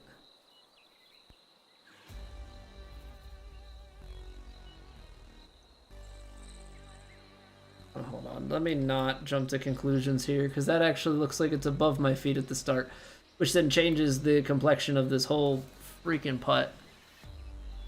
Oh man. I know of them, Justin. I don't think I've actually watched any of their videos. I have heard of them. Are they the one that does... Do they do speedrun breakdowns or just video game history stuff, or both? It's a little bit back at the end, but I think it's right to left at the start. It's like so subtle that it's like, is it straight? Does it have a little bit of movement? Okay, the last one screwed me, so I'm gonna go like here. If it's wrong, it's wrong, but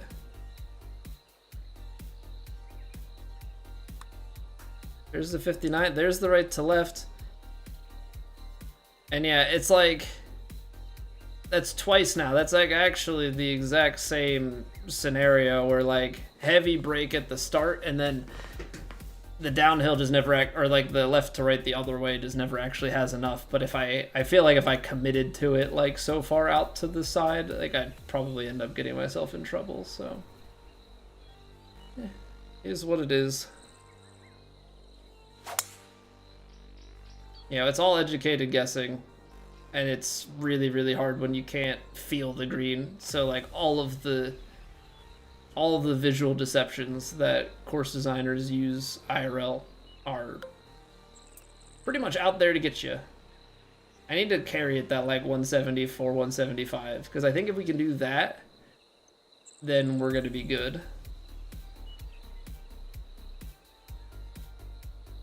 I actually think this is a little bit short of it, so we're gonna need to do a little extra. I left the face open. Yeah, it's gonna take a big kick. Got the 102, but the face open takes us offline and leaves us short. Oh man. Speedrun histories, you've definitely brought it up, Matt. I knew it sounded familiar. I know I've been told. I done been told many a time. But my memory is not exactly the greatest.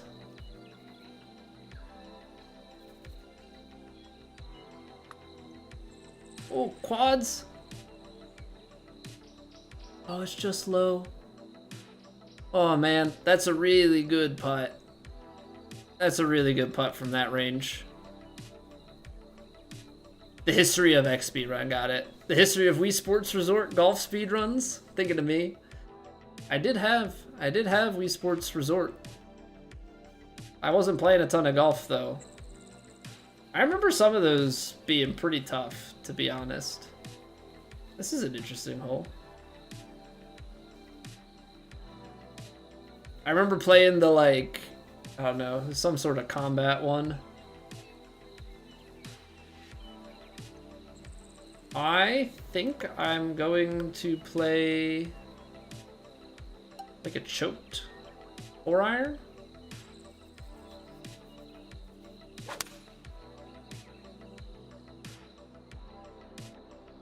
And misjudge it. Nice. It's light rough, so it's not the end of the world.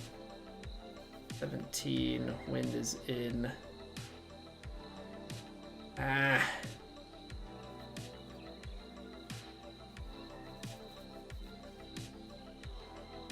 This is kind of not great. Gonna give it just a little bit extra juice just in case we get low rolled. We got it down into the bowl. We have a putt. It's just, that's a tough one. Really odd hole. It was fencing. It was, I think so, but they like had like, there was more to it. I feel like it was fencing, but they like had some like weird stuff to it, where it wasn't just like standard fencing, if I recall correctly. But man, it has been actual years.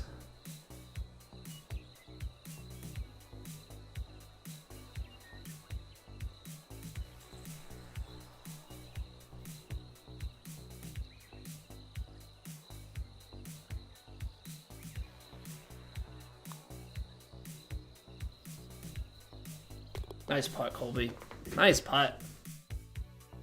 Random holes in the middle of the fairways. So they're not random. They're they're on some courses IRL.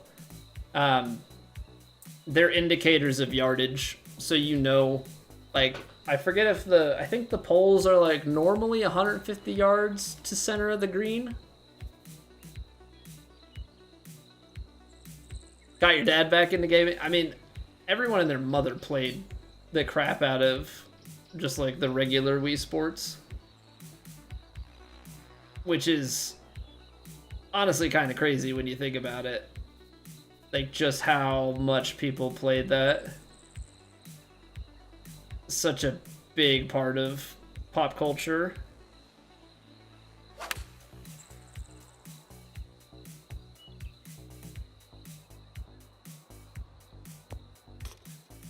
Oh, close.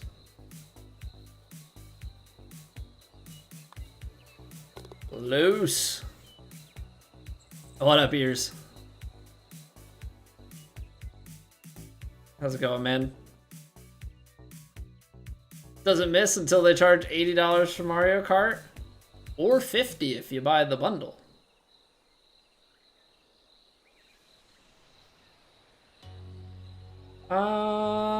I somehow think that this 3-wood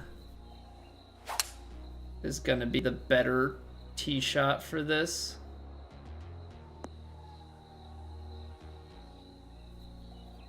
But yeah, so Spencer, like, courses will have that yardage marker is like 150 to center pin, or is to center green. Some courses will have like a marker that's like 50 yards to the green, like a little like red circle on the ground, 100 yards, 150. That way you've got some indicators out on the course, even if you don't have like an app or something that's giving you that info.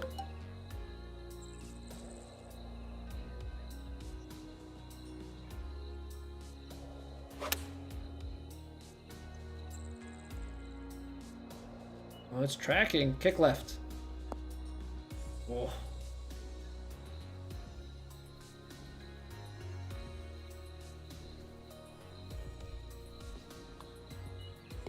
Okay. Okay, the Eagles have escaped us, but we're still finding scoring out here. Yeah, GPS apps. So it's like golf GPS stuff. There's 18 birdies, Grint, some other ones. They like you can input. It uses GPS to like know what course you're at. You can select it, start a round, record your score, record other stats like even like how you missed. Like I missed in the right fairway, or right rough, missed short, bunker, how many bunker shots, how many chips, how many putts. And it has like a map view where like it uses its best guesstimate from the GPS. So long as that that course is like in the database.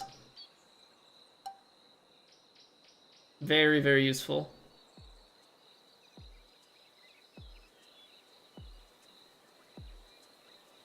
I'm gonna play the 7-iron off the tee here.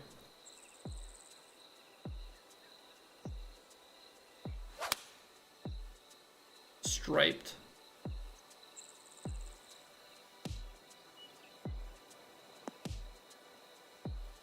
Nice. A little down the hiller. Feels like it goes a little right. Still don't know how much right. And it's down the hill, so it's...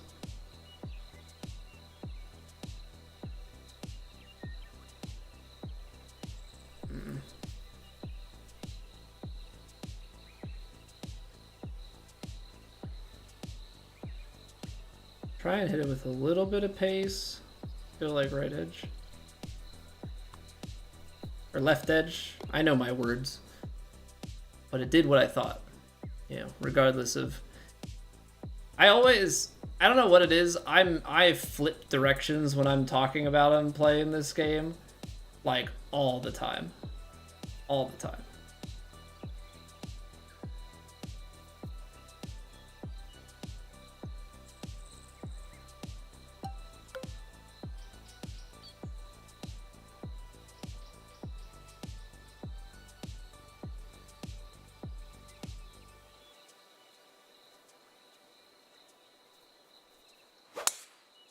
I left the face open. I mean, even if this doesn't kick left onto the green, it's light rough and a lot of green to work with. But now this is even better. Because now we've got another eagle putt. Hey, good evening, RJ. Never thought of that being a thing. Yeah, exactly. Makes total sense. And so there's definitely a bunch of different apps out there. Golf Pad is one. I use 18 birdies personally,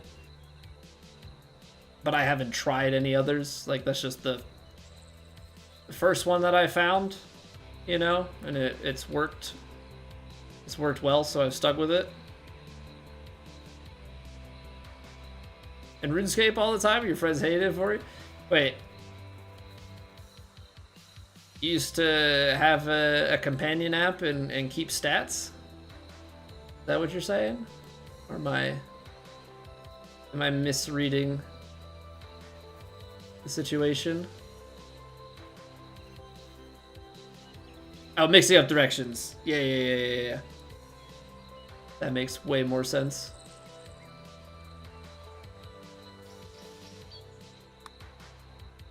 Mm, 3% over is going to be a problem. Because my read was definitely not for 3% over.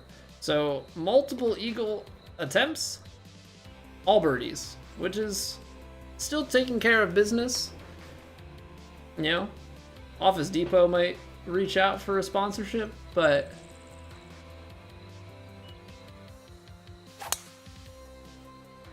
definitely whiffing on opportunity here. Yeah, mixing up directions in RuneScape sounds problematic. Probably not nearly as bad, though, as mixing up directions in, like, a Final Fantasy XIV raid. Or playing BDO or something. Those directions feel like they would be much more important. Gotta go. All right, take it easy, John. Take it easy. Thanks for hanging out. I'll catch you later. So I think we have to lay up. I think we gotta lay up. Which sucks. But lay it up to a number. There's trees. Trees, man. Not cool. Not cool.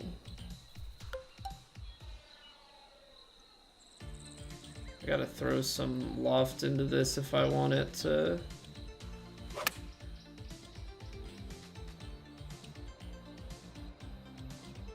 Ooh, that cut the wind too much. That cut the wind too much. I don't know though, because I was between that and choking the.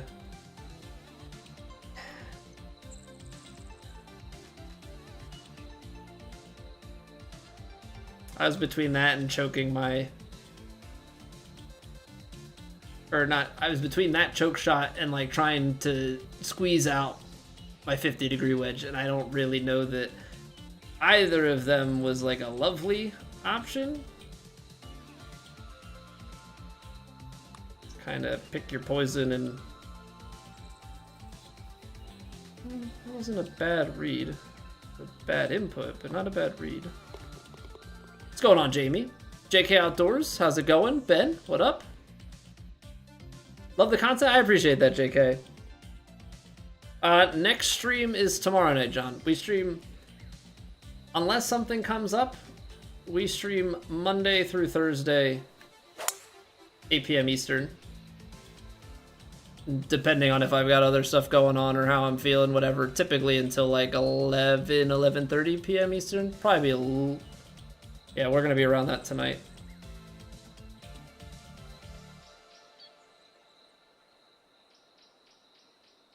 How often did I get out and play real golf? Never enough, Jamie.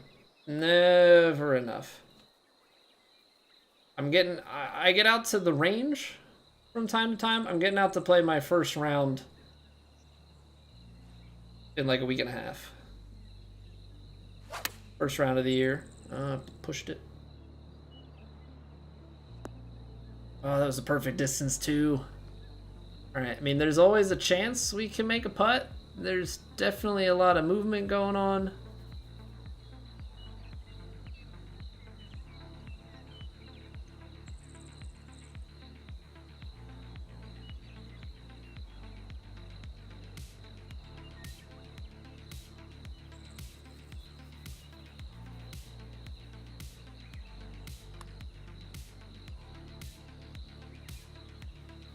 Overswung it and still missed it low, dang.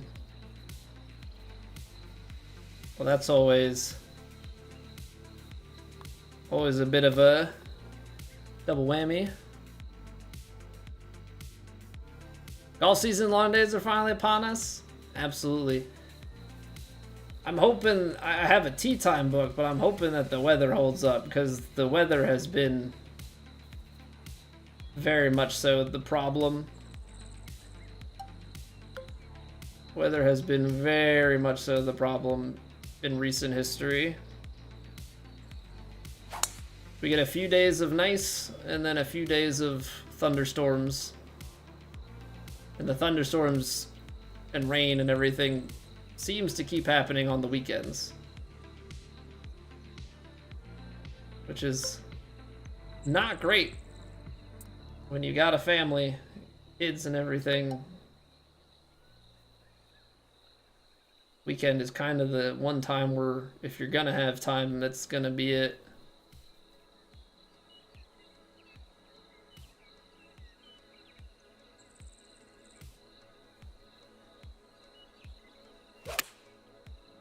I am from Pennsylvania.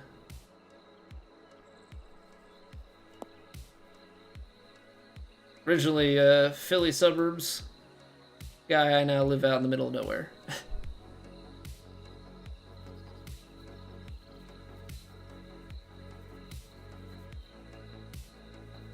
If you were this putt, how would you break? think right to left. But how much? This is one where it's short, so we should be pacey with it.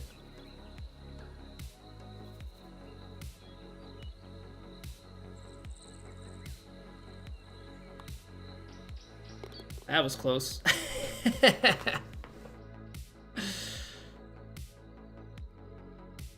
Yeah, what up, Delirium? You knew it was Pennsylvania just from... Yeah, so you understand. This week, it's gonna get real hot, and then it's gonna thunderstorm over the weekend. Yeah, the weather right now is kind of crazy. It was like a 30-degree jump from the morning to the high today. It's what, it's like 44 this morning when I woke up. It was like a high of 74. Tomorrow's in the 80s, like low 80s. It's supposed to be like 88 Wednesday, and then stay in the 80s in thunderstorm Thursday, Friday, Saturday. It's like, cool. That's great. Oh, you want to do something outside on the weekend when you have time? Sucks. The amount of weekday mowing that I've been doing at my house is very high. I've mowed pretty much on like Tuesday or Wednesday, like every week so far this spring. Yeah, what up, Lucas? You're from Georgia? Nice. I've been to Georgia one time. 2 times if you count a layover in Atlanta. And the going to Georgia was, we were driving from Pennsylvania to Disney World, and we stopped in Savannah to sleep overnight and finish our drive the next morning. Okay, this is back where we're in between the freaking clubs. This time, I'm gonna give it a little punchy. Little punchy.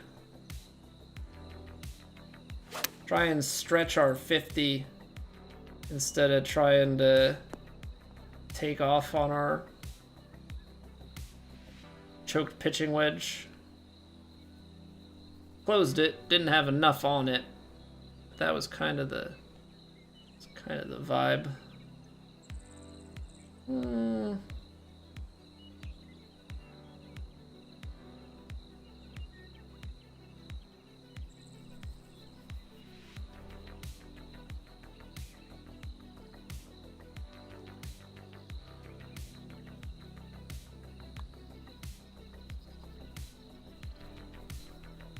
What a roll. What a roll. And by the way, that underswing is intentional because that's how I've been missing, so I'm aiming out to 44% to hit the 43. So that was as intended. That was as intended. Same weather down there. Yeah, because the stuff's been pretty much like kind of, I mean, moving like west to east across the US, but it's been bringing a lot with it. Yeah, so the weather has just kind of been crappy. Or at least the timing of the weather has been less than ideal. Did I overpower that too much? Or is this going to perfectly land at the end of the fairway? Oh, I love that. I love that. 280. It's uphill. Ooh, hold on though. 5. How's that line? That's 2. Okay, so right of target. Baby draw. Put some oomph. 103. I might not have needed the oomph part. But you know what? We're on the green. We're on the green. Put better without the grids than I do on Plat Ultra? Maybe. Technically, no. But it is definitely way more noticeable and impressive when I make it on TrueSim. Difference being on Plat, you have a lot more information for this putt. And also the thing that I always have to kind of caveat stuff with is like TrueSim, these are real courses. So like the breaks are actually reasonable. Even when they're bigger, like the green speeds and the breaks and everything are just, they're just a lot better. Plat, the courses and the things that we're doing, like, it is kind of ridiculous. And not very realistic.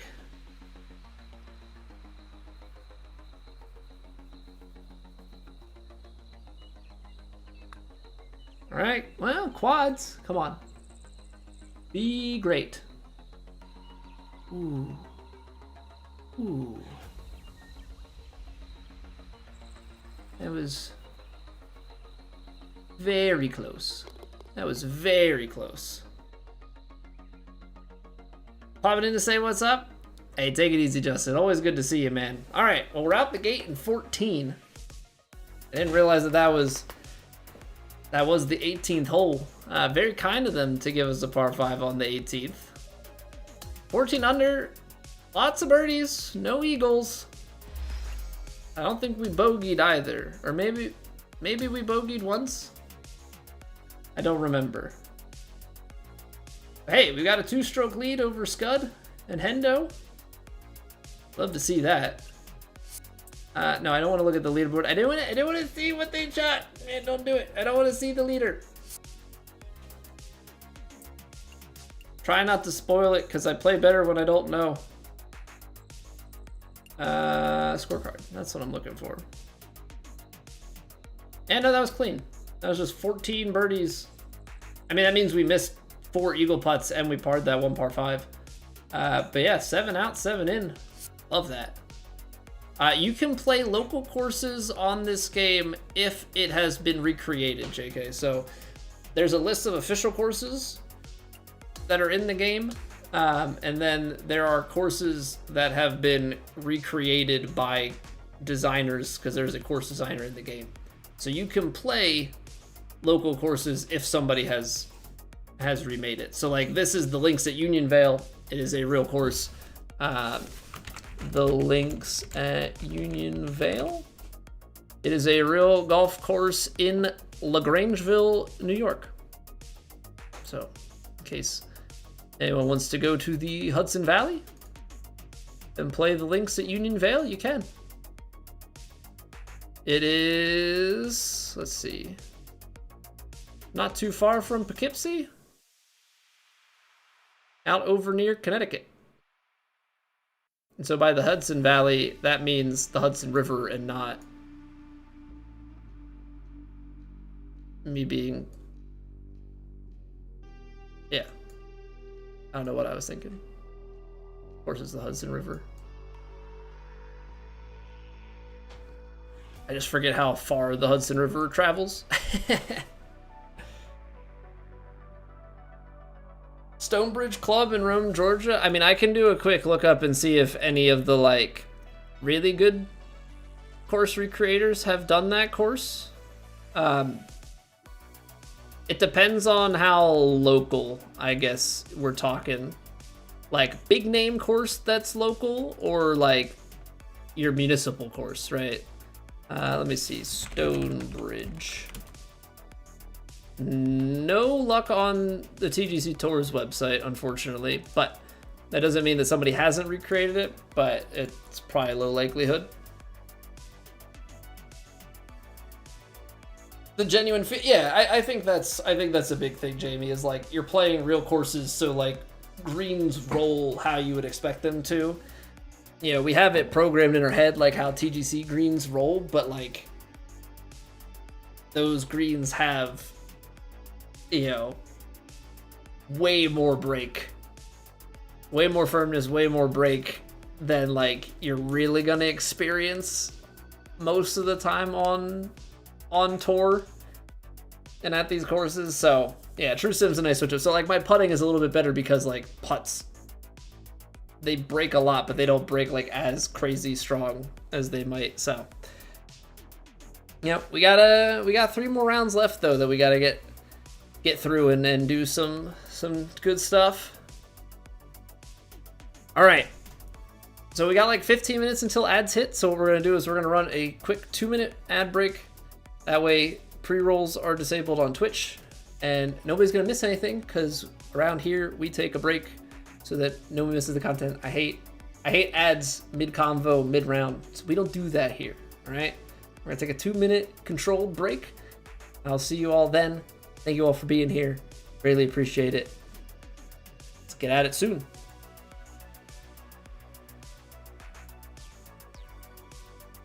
It's raining. Ads.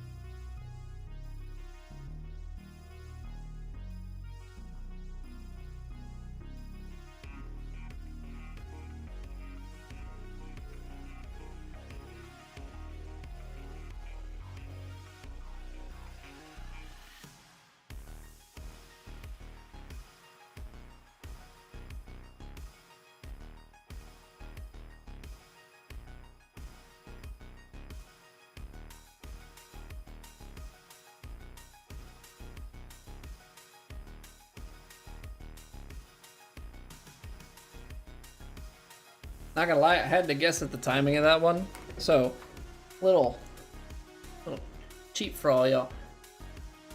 When the ad pre-roll timer, like it caps out at 60 minutes. And so if I have enough time left over, like it goes over that and I know it just is counting down to 60. And I know when the ads are gonna end. When I run like a 2-minute ad and we've got like 15 minutes left like we had in that situation, I forgot to look at what the pre-roll counter was before it added the like 40 minutes. And so I'm like sitting there like, I don't actually know when the ads end. Get in there, Shady Side. Thank you for the follow. Thank you, thank you, thank you. All right, links at Union Vale, round 2. We've got the 18-hole lead as it stands. But as if anybody was paying attention to the Memorial, as we know, Ben Griffin shot 7 under. And then proceeded to go even one over. So it's not how you start, it's how you finish. Gotta have 4 good rounds here. So let's see what we can do. Round 2, pin 2. Tee boxes are the same. High winds this time out of the east. Fairways, greens, they're all playing the same. So maybe that's to our advantage because we were rolling the ball pretty well. Hopefully that means that we can make the same kinds of reads out there. Yeah, what up, Harv? Love finishing, Sam? I mean, it's definitely way better than starting, right? JK, thank you for the sub. Actually, I don't know. Starting's pretty good, too. Anywho, that's besides the point. That's how we end up with... We're just gonna stop. We're just gonna stop. I gotta play Choke 3 Wood because it's nope,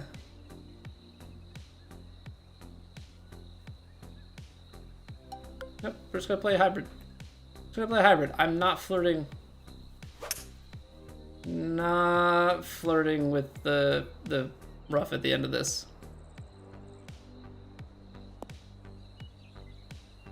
Okay. Alright, Harv. Yeah, man, how have you been?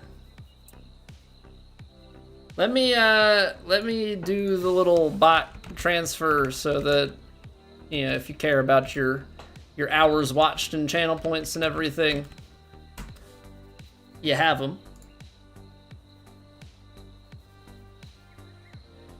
But hope you've been well. Yeah, it's been a minute, man. Hope all is well. Hope life hasn't been too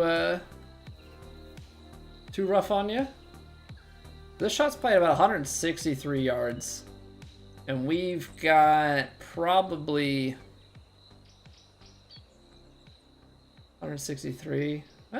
This 7-iron might be about pin high. Just take just like a little bit off of it. Try and land it just short and pop one down at the hole. Oh, I like it.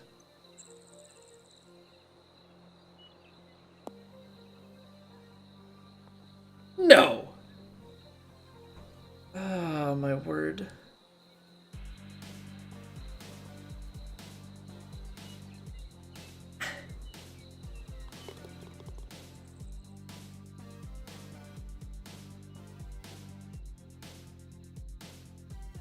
What's going on, Mac? How have you been, dude?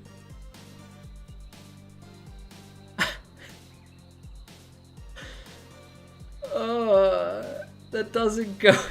That doesn't go in. That would count for you at the real course, dude. That's so mean.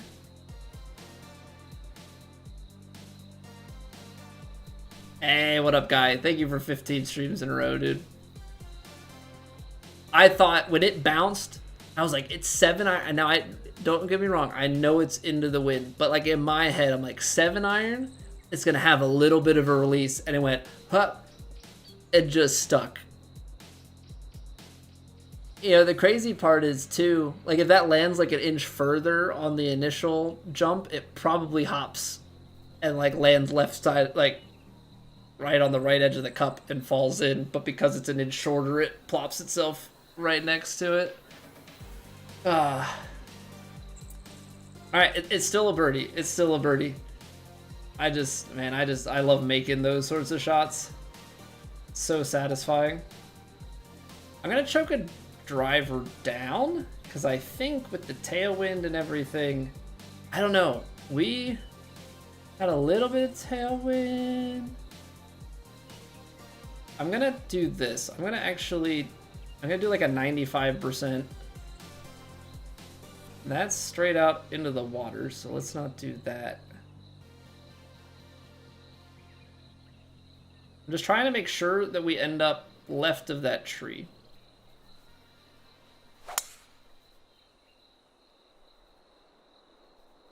Because I like how this played out for us last time. Gave us a look at eagle.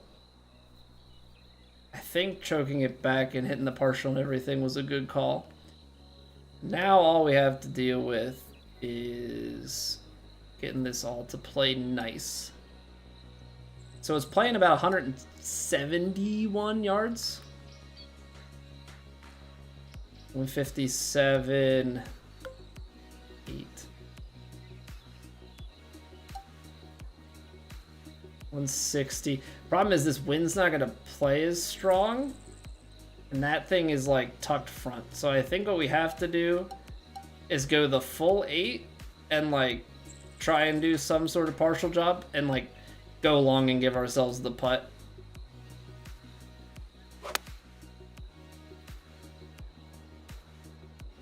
I underswung it, which means we're gonna get a mean kick because we landed on the fringe. They do Harv, yeah. Yeah, there's still Divot Derby in this game. And this game has like a whole quest system and stuff, so like they kind of force you to play Divot Derby and Top Golf and stuff.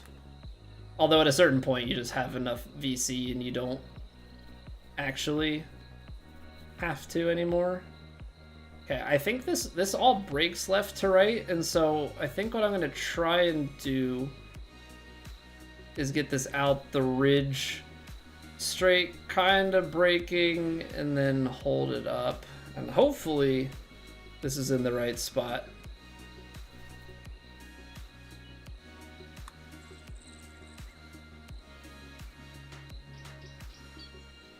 I would actually need to be more left.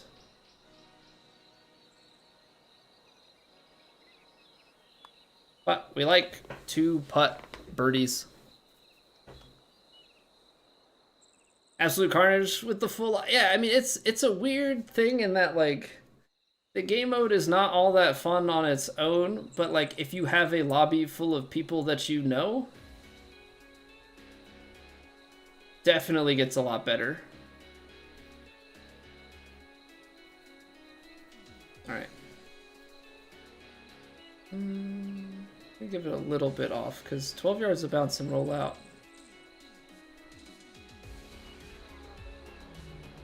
Ball's gonna drift right in the air. It's left to right on the green, so. Beautiful strike. A little deep, that's kind of uphill. A little bit left to right. Come on. Okay, not the worst thing. I knew I had to take some off. I didn't know I had to take another 3 yards off of it, but not a bad place to be. Not a bad place to be at all.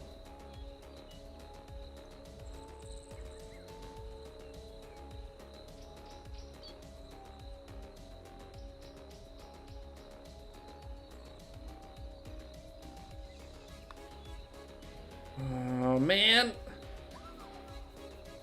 That's tough because I overswung it, but I think if I hit it where I was trying to, I would have missed it low. So I think we were like just off enough. Okay, wind is gonna be slightly in the face. We're definitely driving it again. 297. I mean, it's, yeah. Always drive. Create your own luck.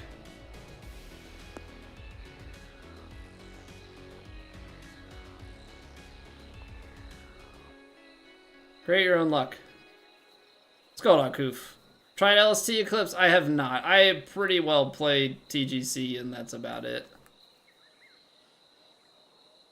Maybe as the game goes on, I'll probably start playing some other societies, but I play so slowly and so little compared to people that I pretty much play True Sim and Plat with like a little bit of warm-up.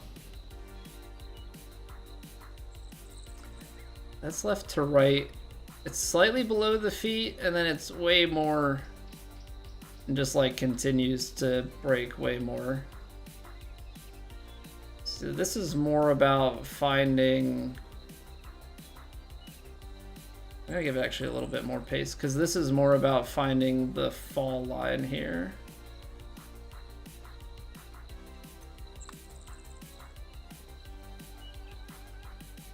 Of course, I hit it perfect, and I needed the 53. Well, again, just playing it like we did last time. I think this is the exact same opening that we had. Create eagle opportunities. Miss. Tap in birdie. Rinse, repeat. I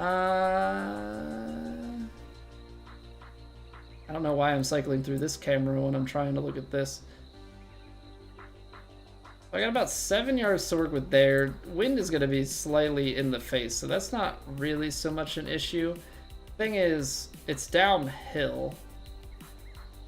So even if I choke this down, it's still gonna bound through.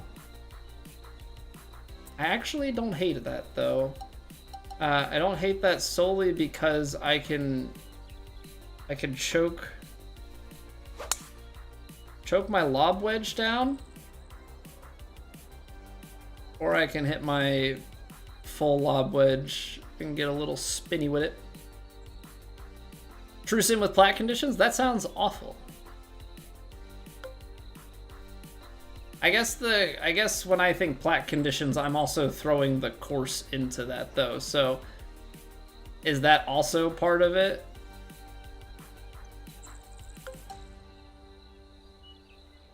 Like, is it also the courses are more plat-esque? Because that's... I don't think that the sim stuff is all that fun when you start playing on courses that play a little bit more ridiculously.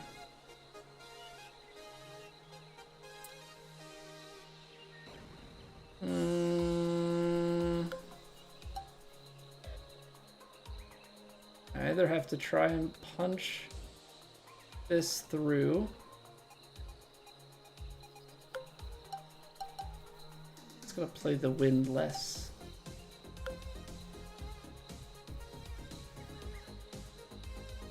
Oh, see what happens.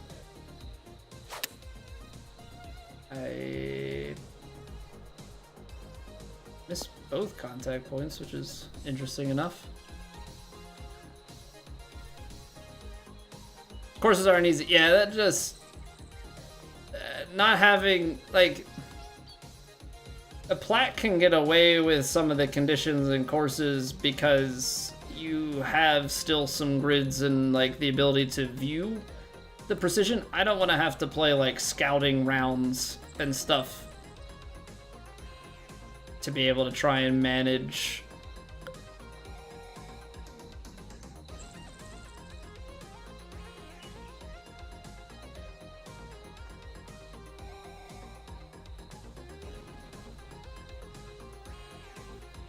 69%, nice.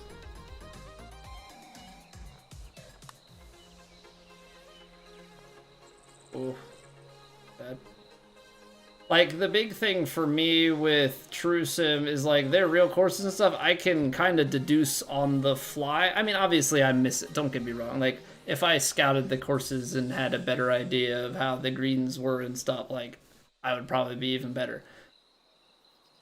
But the courses are realistic, and because they're real, you know, and I'm able to kind of read things on the fly, not have to rely on that. Because, like, as the courses get harder, the precision needs to be that much higher, and you just can't really have the precision on sim, which I guess for some people is fun. Just not my...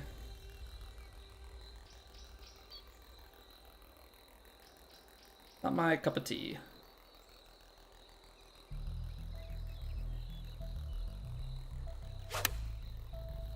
Oh, where? Why am I missing?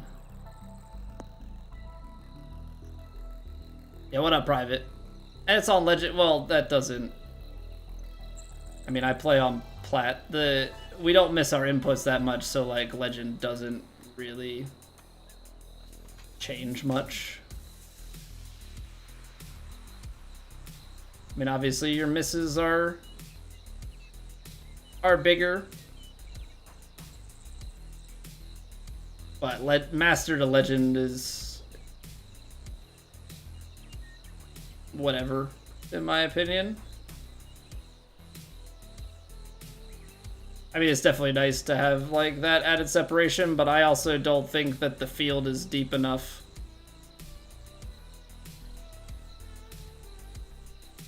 for that to be like the, oh, that's what's causing people. I mean, it's on Master already, and look at this shot disparity.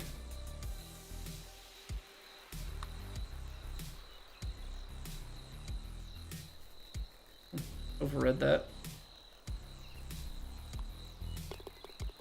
Yeah, what up, Salty? Welcome back. What's the difference between Master and Legend, Condor? So, Master and Legend, like, all of the swing difficulties have the exact same like sweet spot window, you know, and miss margin and everything. The difference ends up being that, at least for the swing difficulty, because obviously the presets you have more things, but as far as like the swing difficulty itself, it's just when you miss 1% or 2% or whatever, it's more as you go up the difficulties. That's the main thing.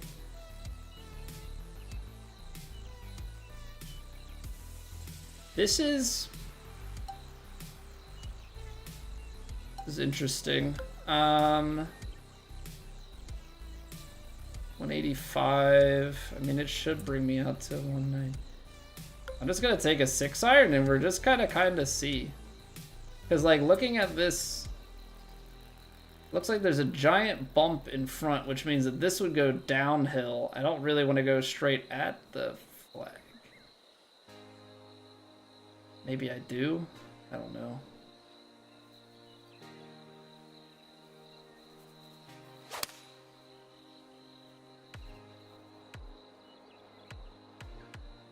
Is it short roll? I mean, I couldn't for the life of me tell what this green was gonna look like or what it's gonna do.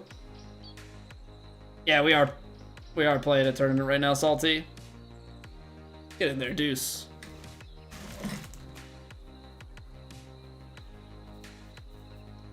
Yeet! Welcome back for 85 months, dude. Holy cow, that's a long time. Hope you continue to enjoy your faces. Good sir. But yeah, so we're playing the first 2 rounds of our weekly True Sim tournament. So this is the one where we have no green grids, no live grids, no scout cam. We shot 14 under in round 1. Of the players that have played through thus far, we have a 2-stroke lead. But we're only 3 under through 6 at the moment. And it is definitely playing a little bit tougher with the high winds. Harder for me to get close.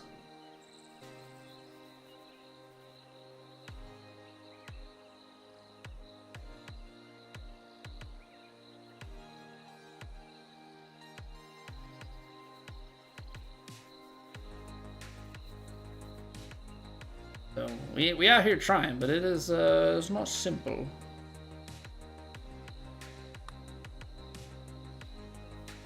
It's gonna miss low.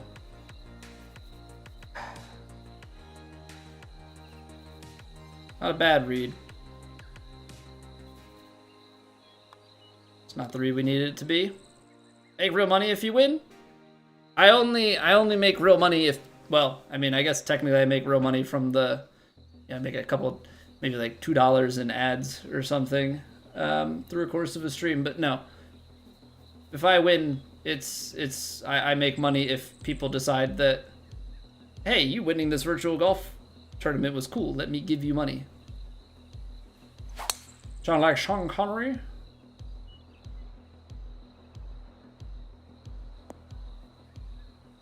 So yeah, no, I pretty much make money streaming and playing this game if people say, hey, that was cool, here's money. Otherwise, nothing happens.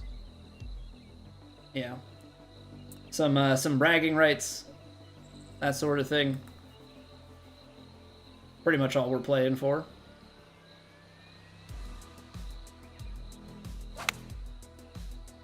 No, not 97%. Why did it default?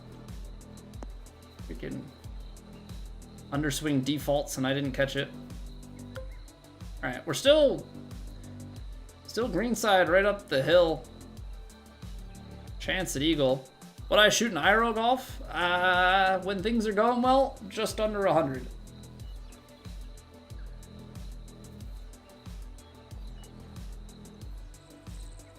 Always trying to get better though. Got a little bit of right to left in it. I just don't know how much. Okay, so I need to play extra for the fringe and the fairway and everything. I'm gonna go up and then I'm gonna say it's gonna break from there. 70%. And that's too much.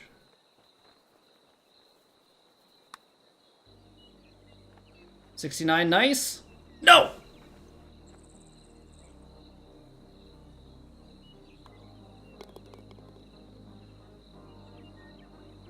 Not nice. Still a birdie. I really thought we had the eagle. I was like, this is breaking into the hole.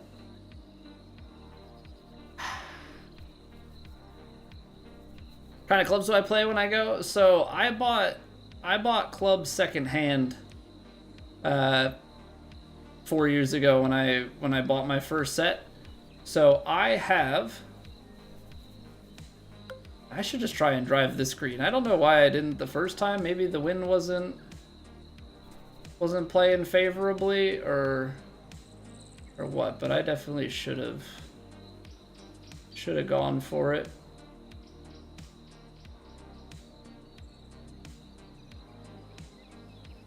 Screw it. Power drive. But I have Titleist H2 and D2, like 910 H10, yeah. Titleist 910 D2 and H2 driver and hybrid, and then I have some Tommy Armour 945S Silver Scots. So yeah, my irons and wedges are like way older than I am. So I'm trying to get good with them and then get new clubs. Oh, what a power drive. Played a little bit too far left, so it's gonna be a heck of a two putt, or too far right. Okay, we are not two putting it. We're gonna give it a little pitch. Right to left. I like the idea of pitching it. Throw it onto the green here. Right to left.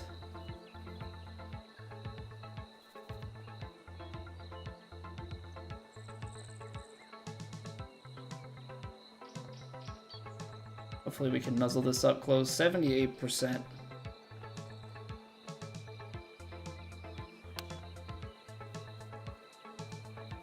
Not bad, I pulled it.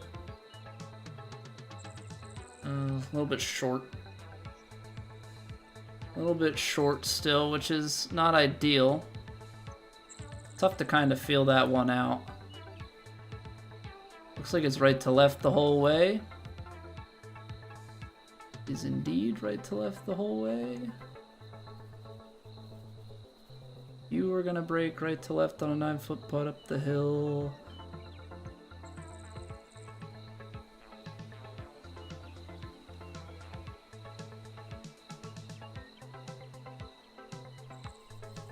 Break.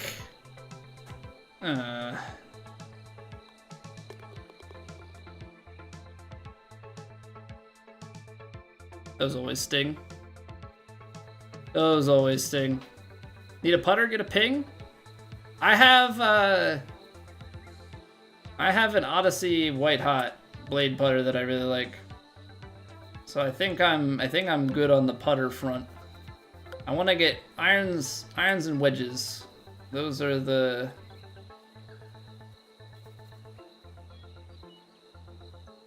things I want to upgrade next. I think irons first. QI10 last month. I think a new driver would be nice. I feel like irons are probably the place to start. But yeah, eventually we'll look to upgrade the bag.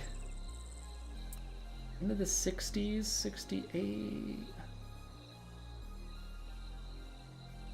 Kind of want to land it like 171. But how do I land at 171? Because I feel like 157, we're not getting 14, you're getting too little, and I think it's, yeah, because I think it's up over the ridge, so we have to, 57.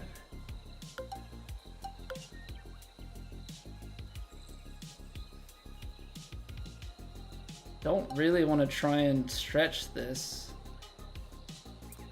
I think it's gonna land like here short of that and just die, and trying to stretch it is gonna be tough. 64 carry. I mean,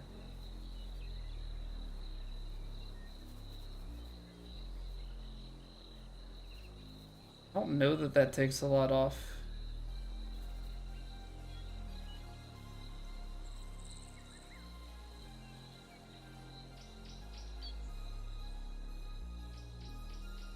Gonna try and shape things with the right stick there.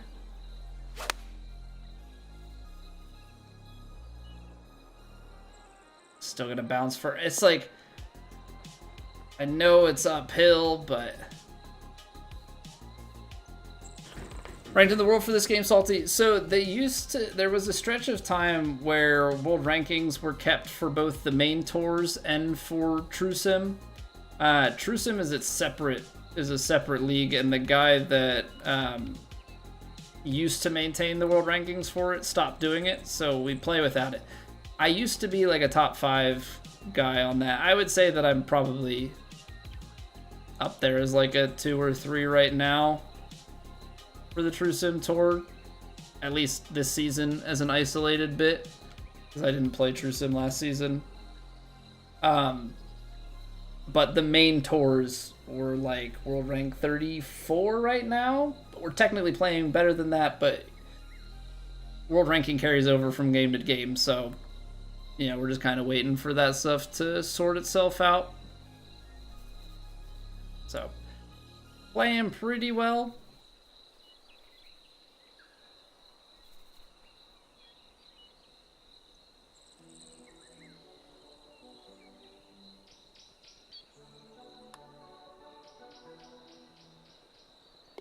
Nice. Nice. Yeah, what's going on, Whacker Guy?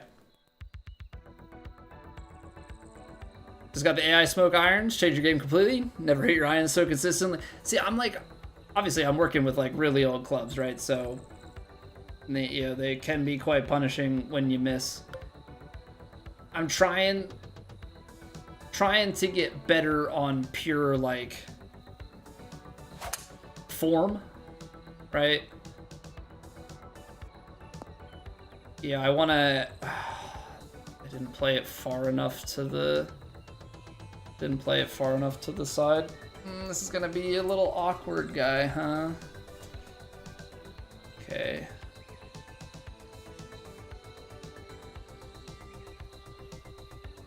$85.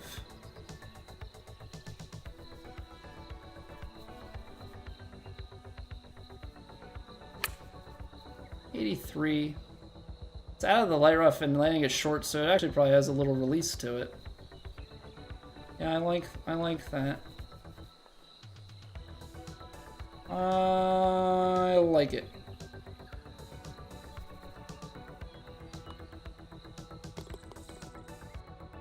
Who do I have for the US Open? I don't know, man. I don't know. Bryson's been playing well. He does well at the US Opens, but it's a title defense and not, you know, a few-year gap like it was the last time. Scotty's obviously always hard to discount because even though he might not play like crazy scoring golf, the US Open is not crazy scoring, it is damage mitigation golf.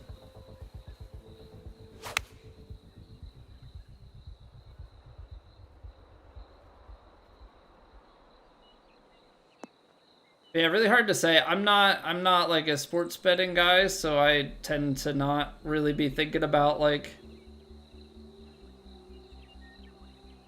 you know, the who I'm picking or anything.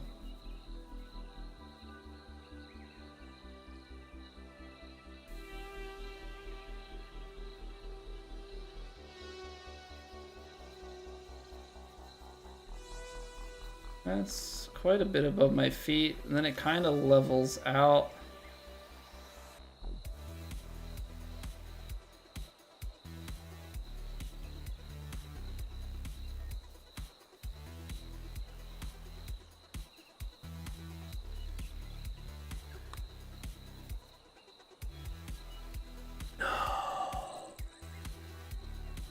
I hit that the 54% I want that just dies in. I overhit it to the 55. Dang, man. Hard to go against Scotty in any tournament at this point? Yeah. Yeah, no, it definitely is. I mean, we were talking about it a little bit earlier. Like, I've seen so much stuff around Scotty and about, like, well, who's he playing and all of that stuff. But, like, I don't know, man. He's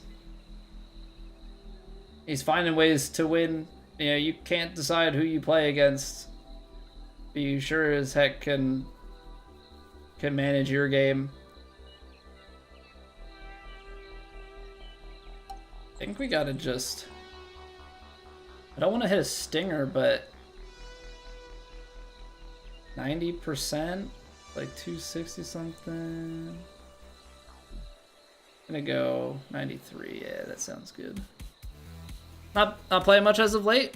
Maybe try to play TSC this week with time. Just not a fan of playing with the marker. And I'm not a fan. I mean, it's personal preference. The argument has been had many a time. It's more of just a tedious thing because this game is so marker driven. It's just a time sink. In my book.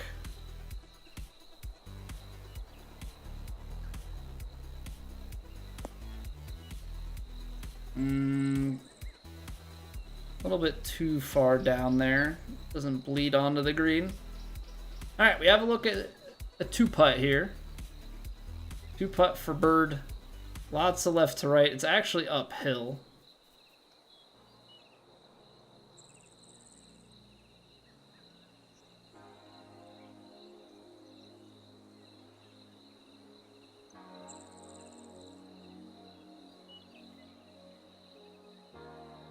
%.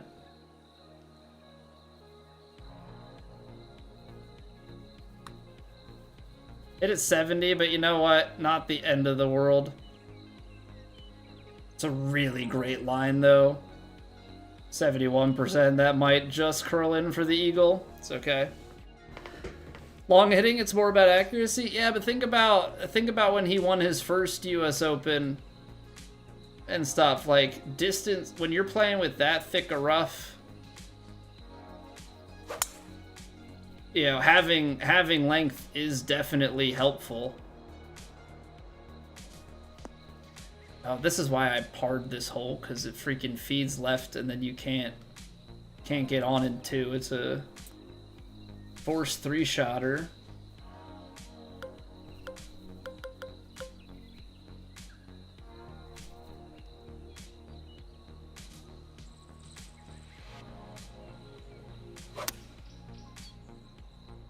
Forced 3-shotter, so gotta be good on this approach. Yeah, I heard that about Homa ears. I know people were trying to verify it. Some were saying he did it with a caddy, some were saying he didn't. But I saw that he was like in position to get in, like got to 500 and then went bogey right at the end, which is quite unfortunate. Also, of late, a very Homa thing to do, unfortunately. I do like Max.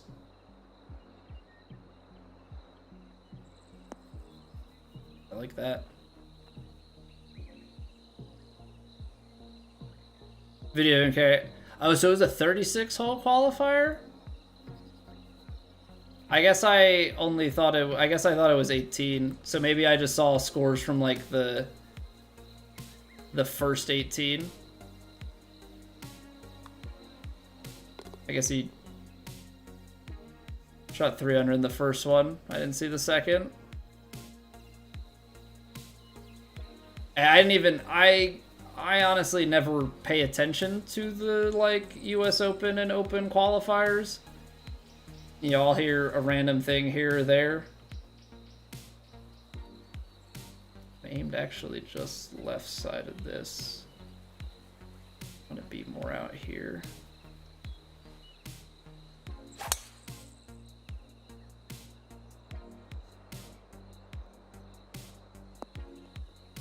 Is this gonna be too close? I think this is far enough out. Yeah, 140. I'm not even close to within 100 and Is this gonna be too close? Yeah, dingus. Yeah, dingus.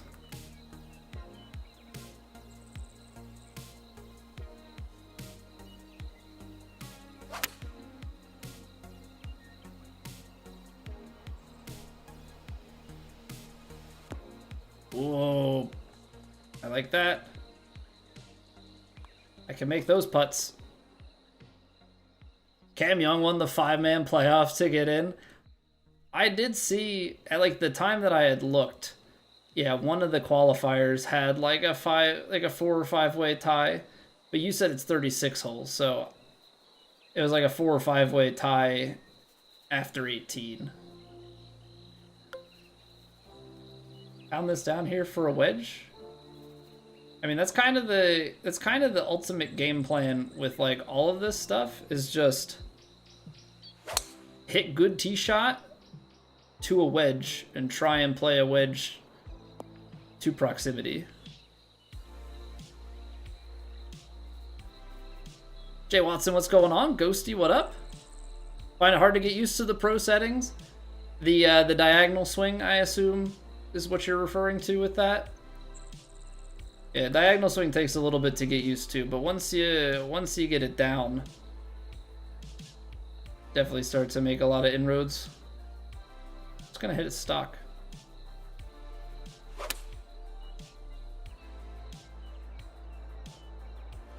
The wind played a little bit more. Come on, get forward and stay. Dang, that's tough. One of your shorts, Ghosty? I'm gonna be honest. No, and I say that not because I don't remember people, but because when I see stream chat names, it's like the name that shows up when you go to your channel page, but comments pretty much all of the time come up on my like on YouTube Studio and stuff as like your your handle. And a lot of times for people, those aren't like the exact same thing, and so it's like incredibly difficult for me to match people up most of the time.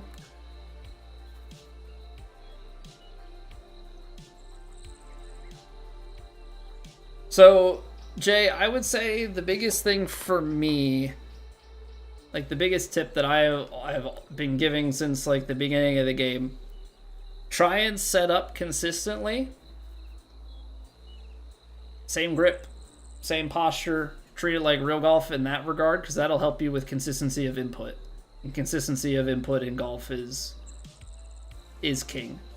That being said, like mess with left stick swing, right stick swing, draw bias, fade bias, see what you can hit consistently, and try and think of things in terms of like relative.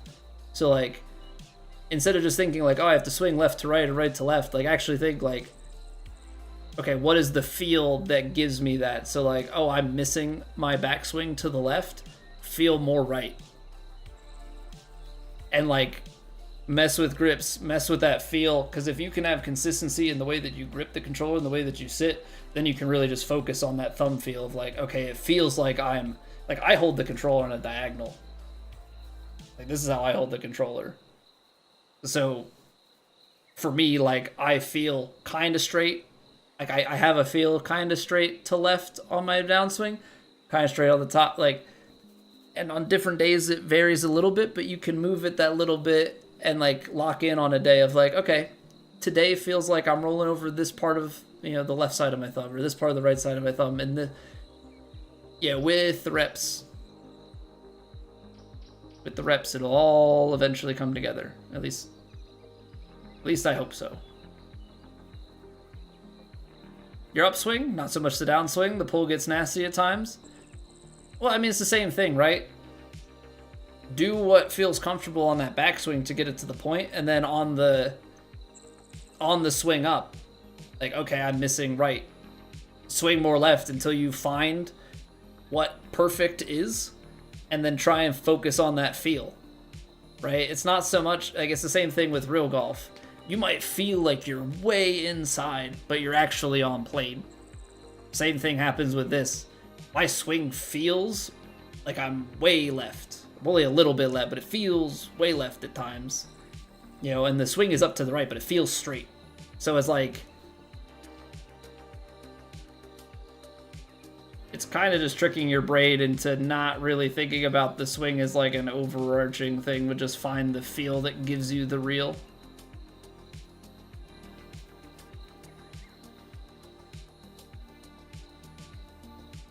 %65%.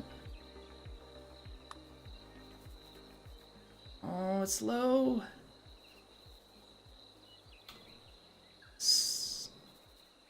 Was so good of a read, but just still off the mark.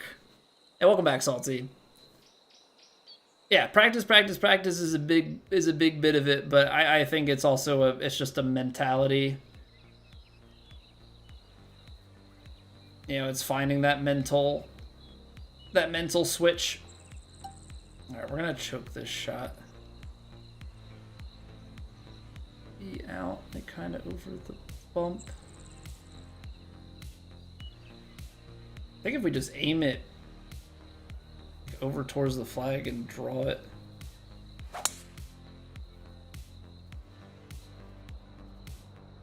Played Road to the Masters? I have. I played it a little bit when it came out. It's just I'm not the biggest fan of it, to be honest. There's too much randomness baked into the game, which for me is just not fun.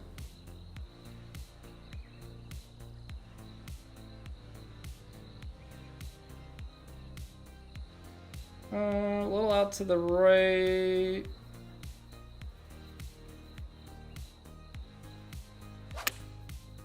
Underswung it. It's gotta be good. Okay. Spin back, please.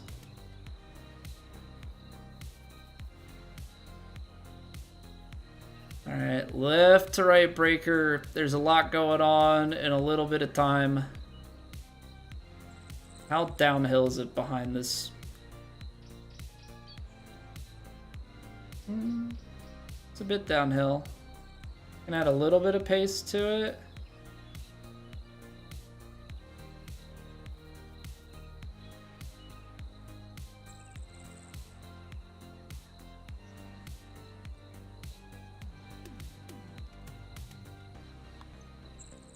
No. Ah, man, I like played the break. Why does... Okay. Discord, you're supposed to be in automatic streamer mode. What happened? I also have to turn off... There's like an OBS like overlay thing that keeps showing up with Discord. Really messing with me.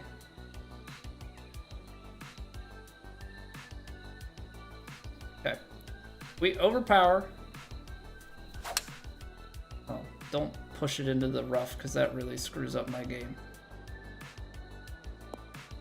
Maybe not overpower. That got down there. Sit. Sit. I want to go for it in 2. That's the rough. I might still be able to... It's 300 yards. Downhill lie, uphill.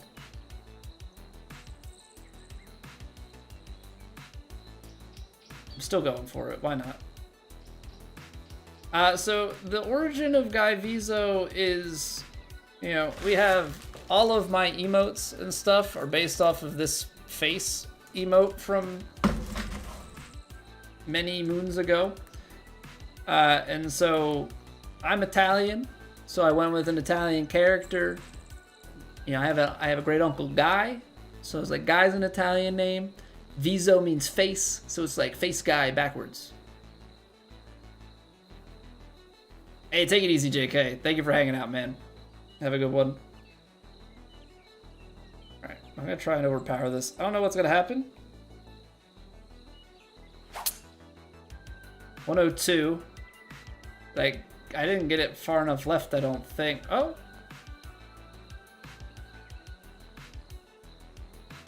103, and we squeeze that onto the green.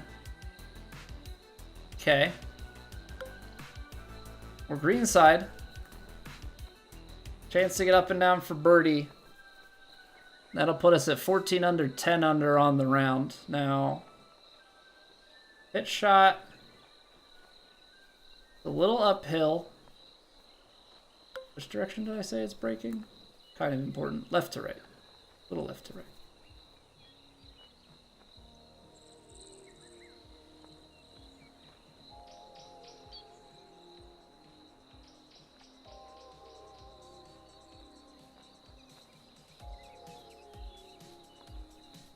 Okay.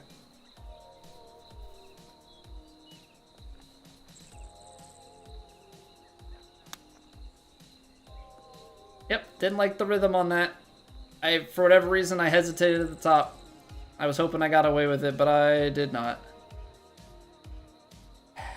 Colby. Colby, Colby, Colby.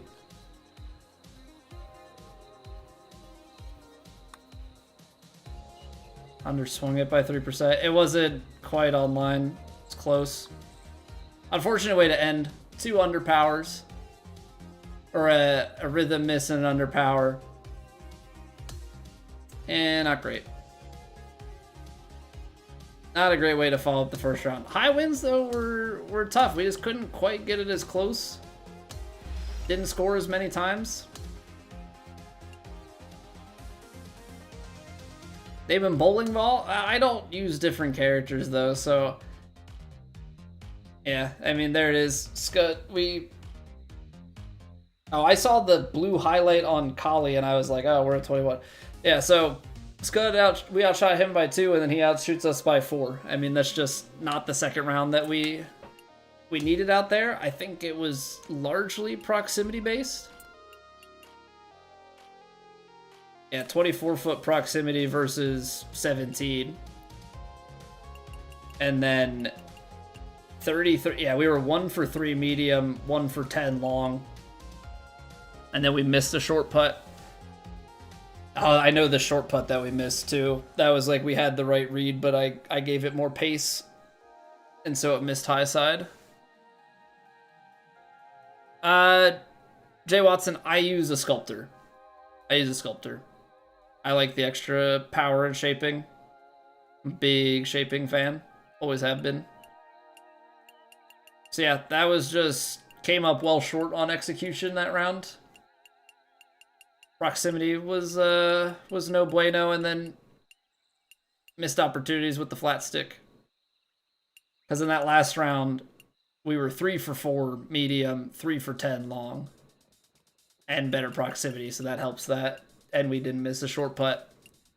So we go from 26 putts in the first round to 30 putts. Yeah, and there's the 4 strokes on Scud, so...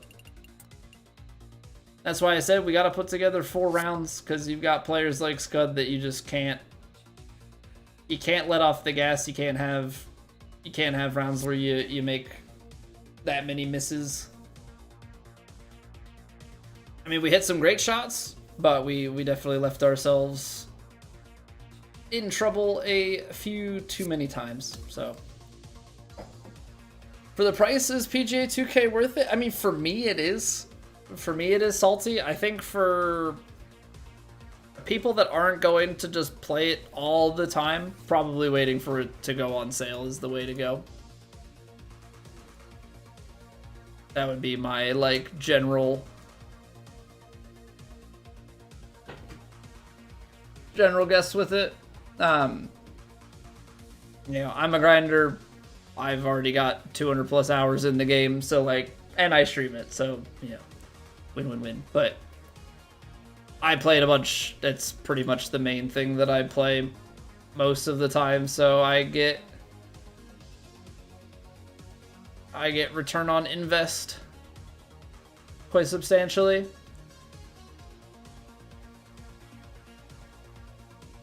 But yeah, for most people, I would say wait for the sale. Like, it's very good. It's very good. I mean, if you're, like, craving it, for sure. I mean, you can play the free demo to just, you know, see if that'll really tip the scales for you. But it should go on sale pretty frequently. It's been on sale once already. I would imagine that as time goes on here, yeah, we'll see some more sales. But yeah, that's gonna do it for us tonight. I'm gonna get out of here, get to bed, because I gotta be up. I gotta be up early tomorrow. I probably should have skipped ranked tours for today. I was thinking I was gonna have a shorter stream, but here we are.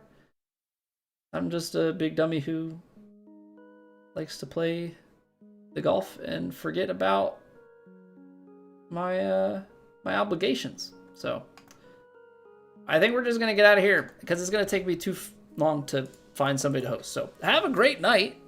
I'll see you back tomorrow night, where we try rounds 3 and 4, see if we can play a little bit better, see if we can make that second place turn into something better than second place. But you know, one stroke at a time.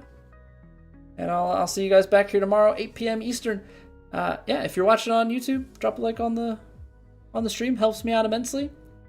And have a wonderful night, everybody. Bye!